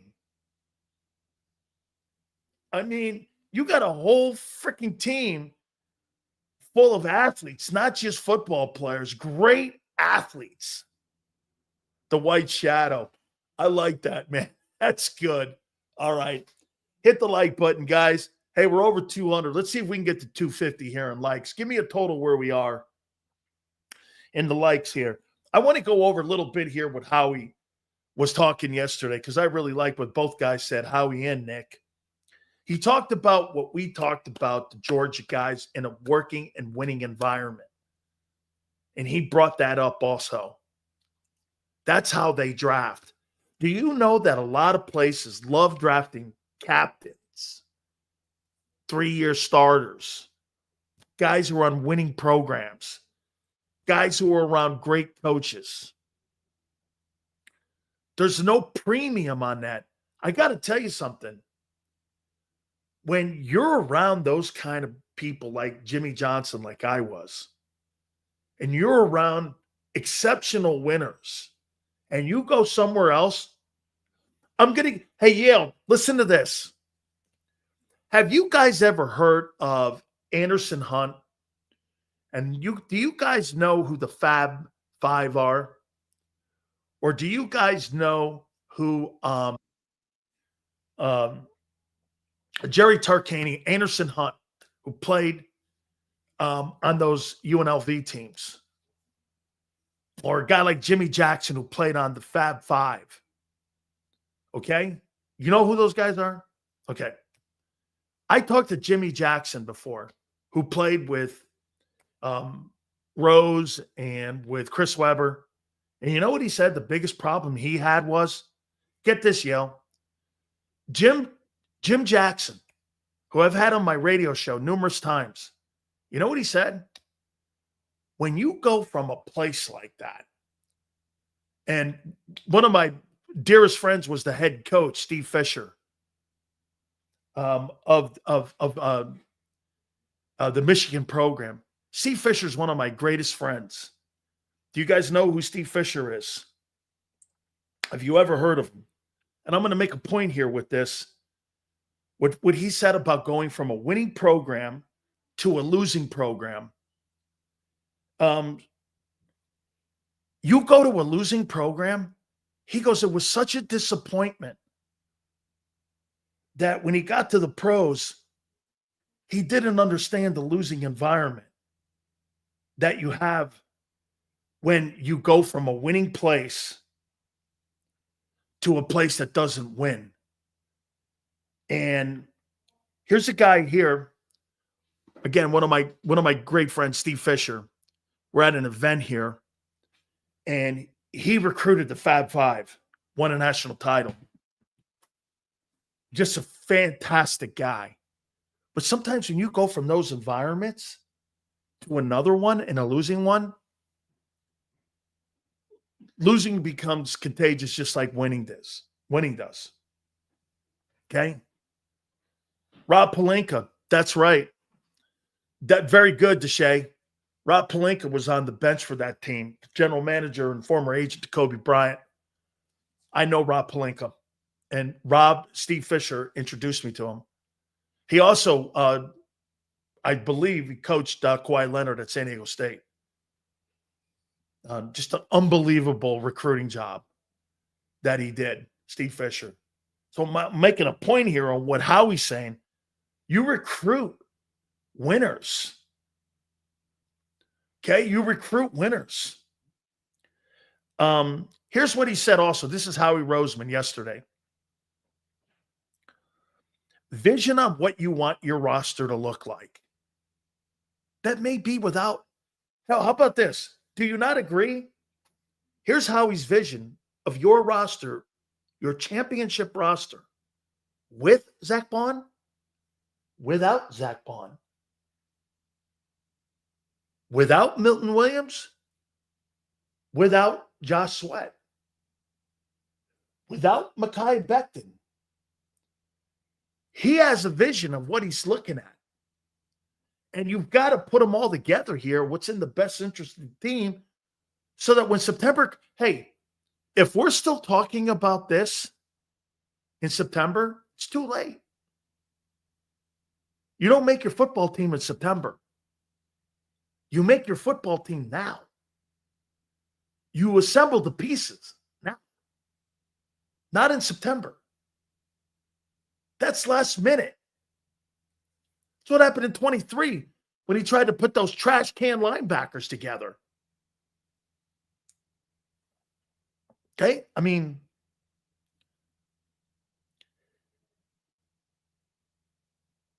the cap, he mentioned it.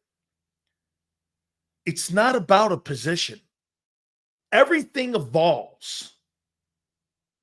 That's why I think the evolving at the linebacker position, because of the influence of Vic. Let me throw this at you here. How many people think Vic Fangio and Kellen Moore had influence on Nick Sirianni this year? How many people do you think had influence? You think those coaches had influence on Nick? Do you? Why wouldn't what Vic did with those linebackers, Trotter, Orrin Burks, Baun, Dean, why wouldn't that change his mentality about Vic taking a kid and making another Zack Baun? Why wouldn't he believe that? He saw him do it 5 times. Dean sucked. Not last year. Orrin Burks was a fucking cast-off from the Niners. Played great in the playoffs. Zack Baun was an edge rushing special teams dude.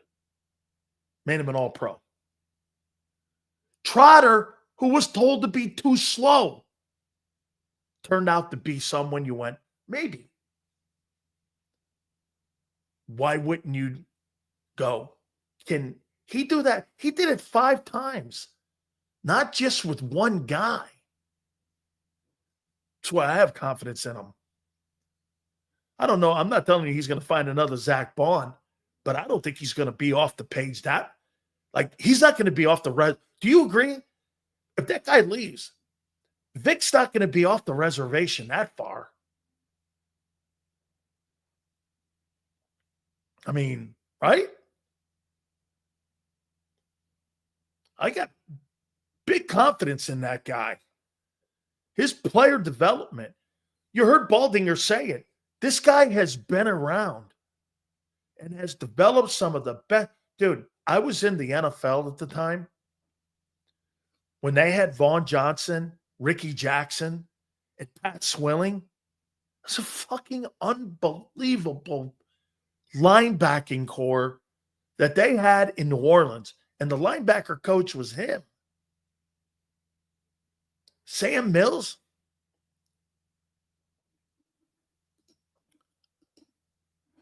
Dean said on Nightcap that Vic was the catalyst to why it was success. Vic had them doing conditioning drills and OTAs, something they'd never done before. Dude, Abe, that's so great to know. And let me tell you this, Abe. Now I know why Jalen Carter and Jalen Carter and Jordan Davis were in shape. You know why? That's why, because that coach ran their ass off. You know, I tell people this all the time. Conditioning beats talent all the time. You can be the most talented player on the planet.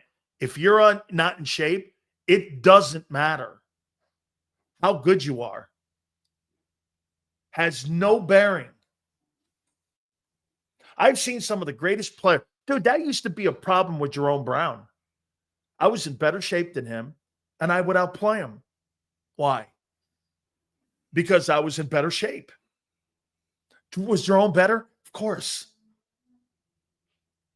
Of course he was better. But that didn't mean I didn't outplay him. Was he completely better? Absolutely. Jerome could take games over, and it was just stupid, unbelievable. Completely unbelievable.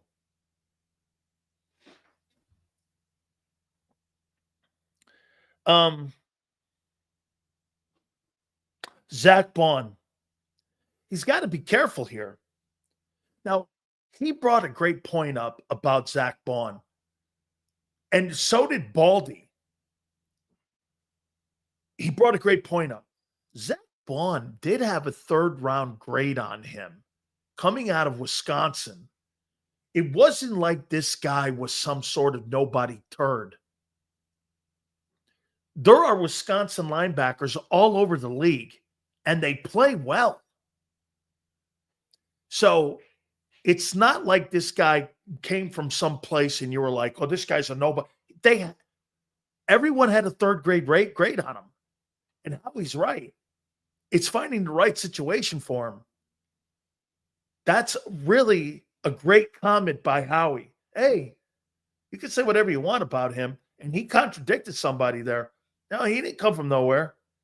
A lot of people had third-round grades. We did too. They had a third-round grade on him. That's a great grade. So it's not like he didn't come from anywhere, just from nowhere. TJ Edwards came from nowhere. He was a UDFA. Okay? Absolutely.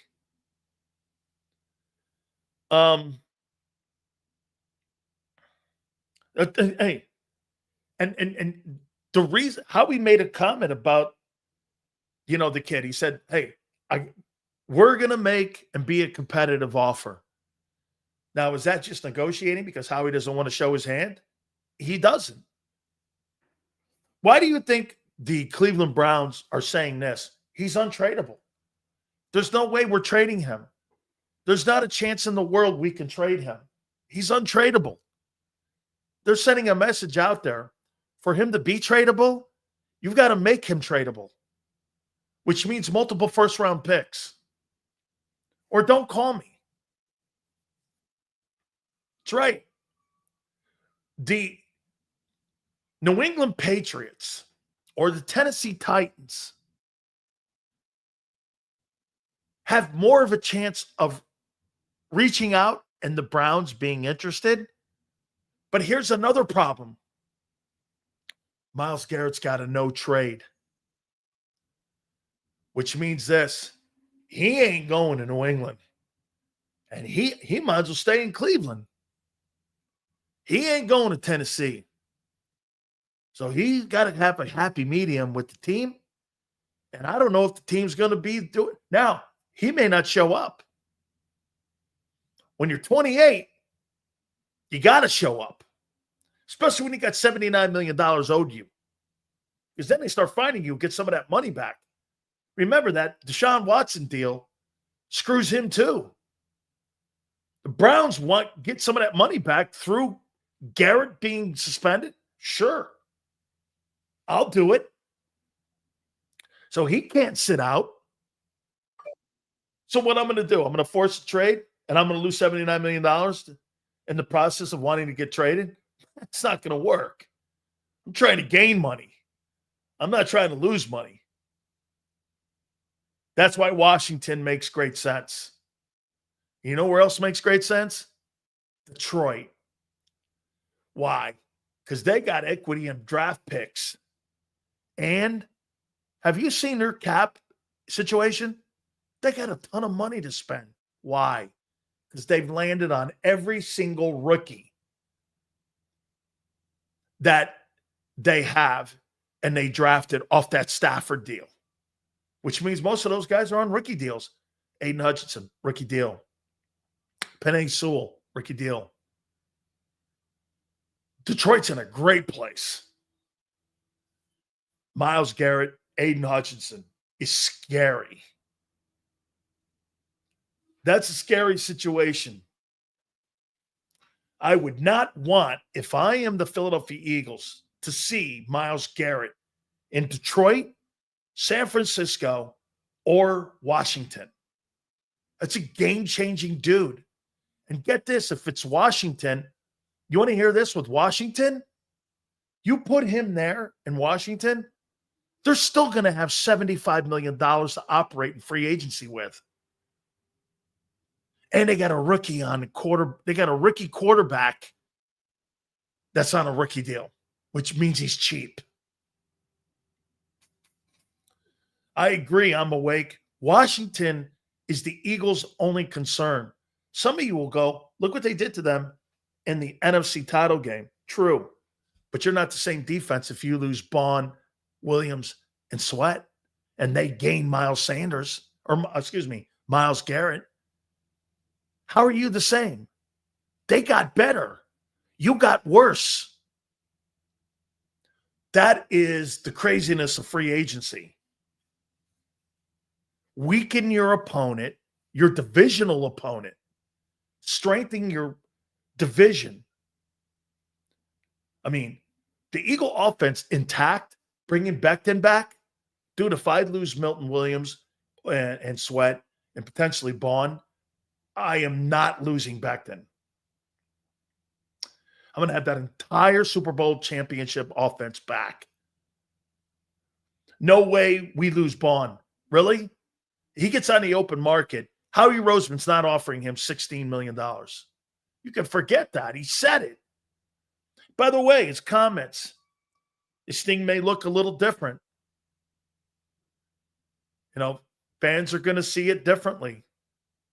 Now, do I think that means that one of those guys is coming back? I do not believe that. I think he is negotiating. Okay? He's a big believer in O-line, D-line. I'm not telling you I think you're not re-signing guys. I'm saying if he gets in the open market, stupid money's going to hit him.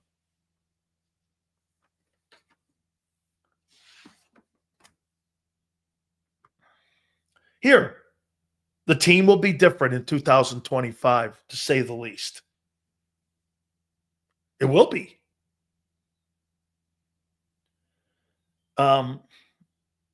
He said the offseason really hits you quick. He goes, they're not behind in talent evaluations. They shouldn't be. That's why you got a front office. And that's why you do business the way you do it.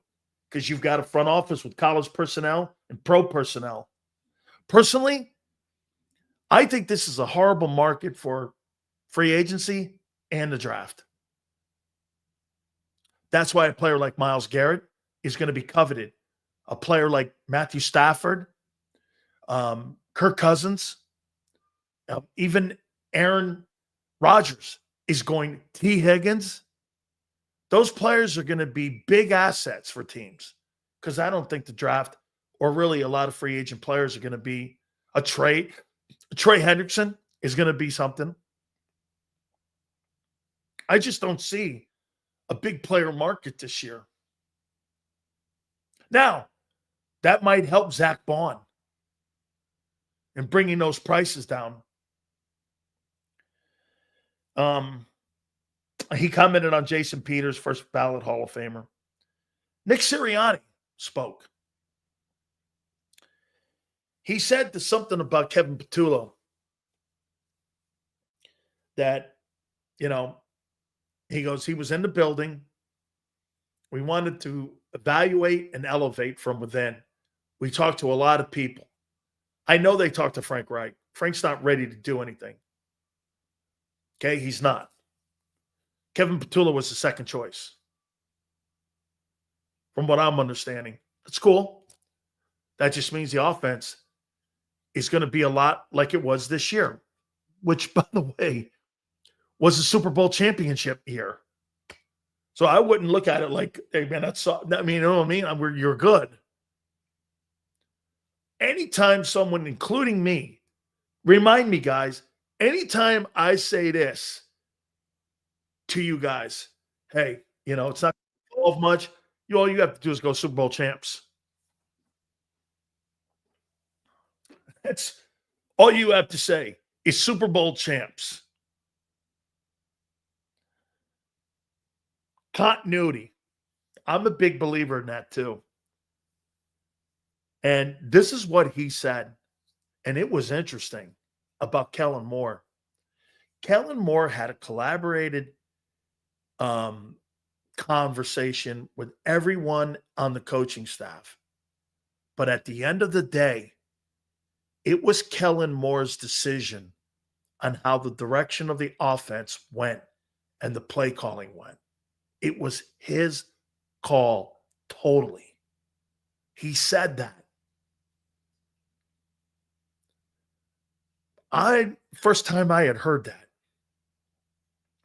Kellen took everybody, Jeff Stoutland, Nussmeier, Patullo, Nick, and he listened. But at the end of the day, it was his call to run the ball more. That's why I told you he had a great year. He listened, they performed, they executed, and they won. That's why he's the head coach of the Saints. So anybody that tries to tell you Kellen Moore didn't do a good job, Super Bowl. Super Bowl. Kellen Moore made the call. It wasn't Nick. He goes, he did a wonderful job collaborating, but at the end of the day, Kellen, it was his decision, totally his decision on how the offense was to be run. I heard those words out of Nick's mouth. Final call didn't come down to Nick. You think that guy really? I'll tell you what, there's leadership in that, though. There's leadership with Sirianni in that. Okay? Your call? Okay. You know how many guys wouldn't have the sack to do that? 99.9% would have not the sack to do that. I'm not putting my fate where I had all that heat a year ago on my job in that dude's hands who had just lost 2 jobs. And he did. There's strength and leadership in that. That's a kudo for Nick. You got to give him credit for that. He admitted it because it was his team. That's good coaching. I'm not a Nick guy. I don't care. That's good leadership. I agree with him on the Tush Push. Those guys work so hard at that play. I think there's whiners out there. And by the way, Eagles don't get hurt on the Tush. Can't remember anybody. Can you guys ever remember anybody getting hurt on the Tush Push? I don't. You mentioned the tight end room. Blocker, catcher, blocker, catcher. They need that. So I think they had a great press conference, the 2 of them. All right. Guys, do me a favor. Make sure you check out my friends at Morgan & Morgan. Our great friends at Morgan & Morgan have the #1 injury law firm in the United States. And I tell you this with great passion. I've been friends with them for over 20 years. Over 1,000 attorneys are at Morgan & Morgan. It's the number one, as I said, injury law firm in the country with over $20 billion recovered for families across the country.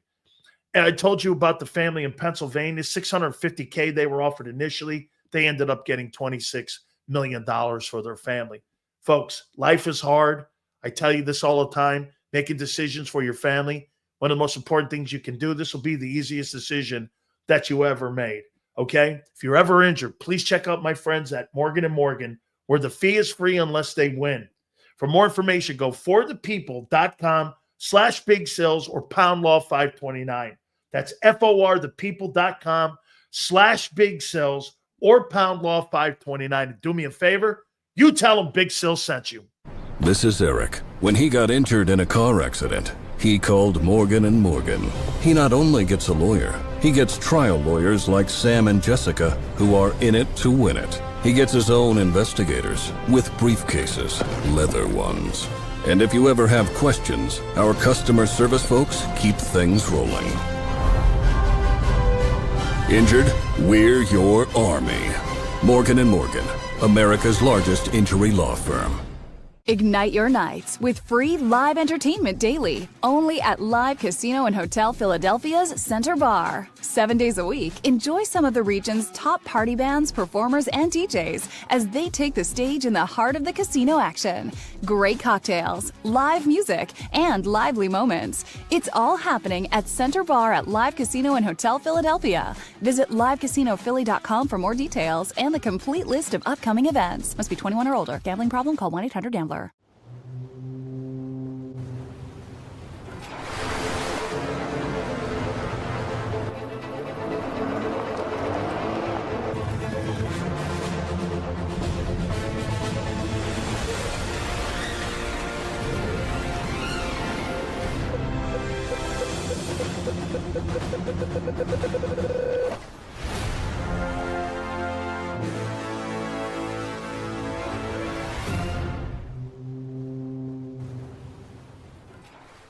Your financial future is on the line.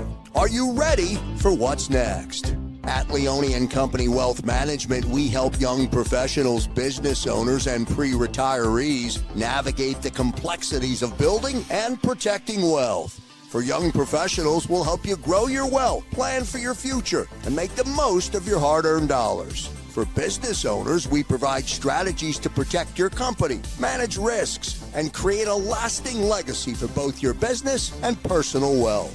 For pre-retirees, we'll design a plan to secure your retirement, ensuring you can live comfortably and confidently in your next chapter.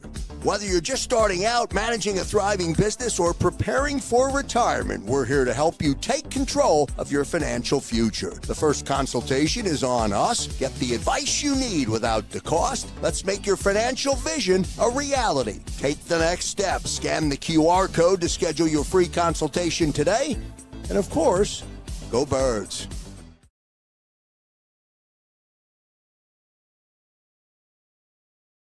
In our hometown, we all look out for each other. We step up to keep our communities going strong. And at Independence Blue Cross, we're here to keep you going strong as the #1 health insurer in the region. No IBX is always looking out for you. EAGLES, Eagles.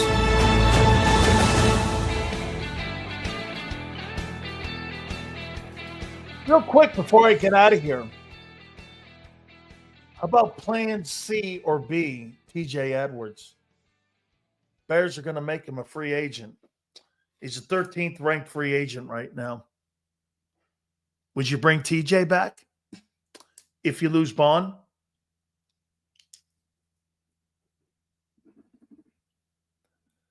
Cheaper number? A lot of fun. Right? Knows the system? Bring Edwards back. That's what this is about. A lot of fun. Guys, I appreciate you. Fantastic job today. Thank you guys again so much. Tomorrow's the start of the combines. Here we are. Combine start tomorrow, man. Fantastic stuff. Please hit the like button. Thank you guys so much. Big Z, Big Joe, thank you. 2 to 6 tomorrow. See you on the flip side.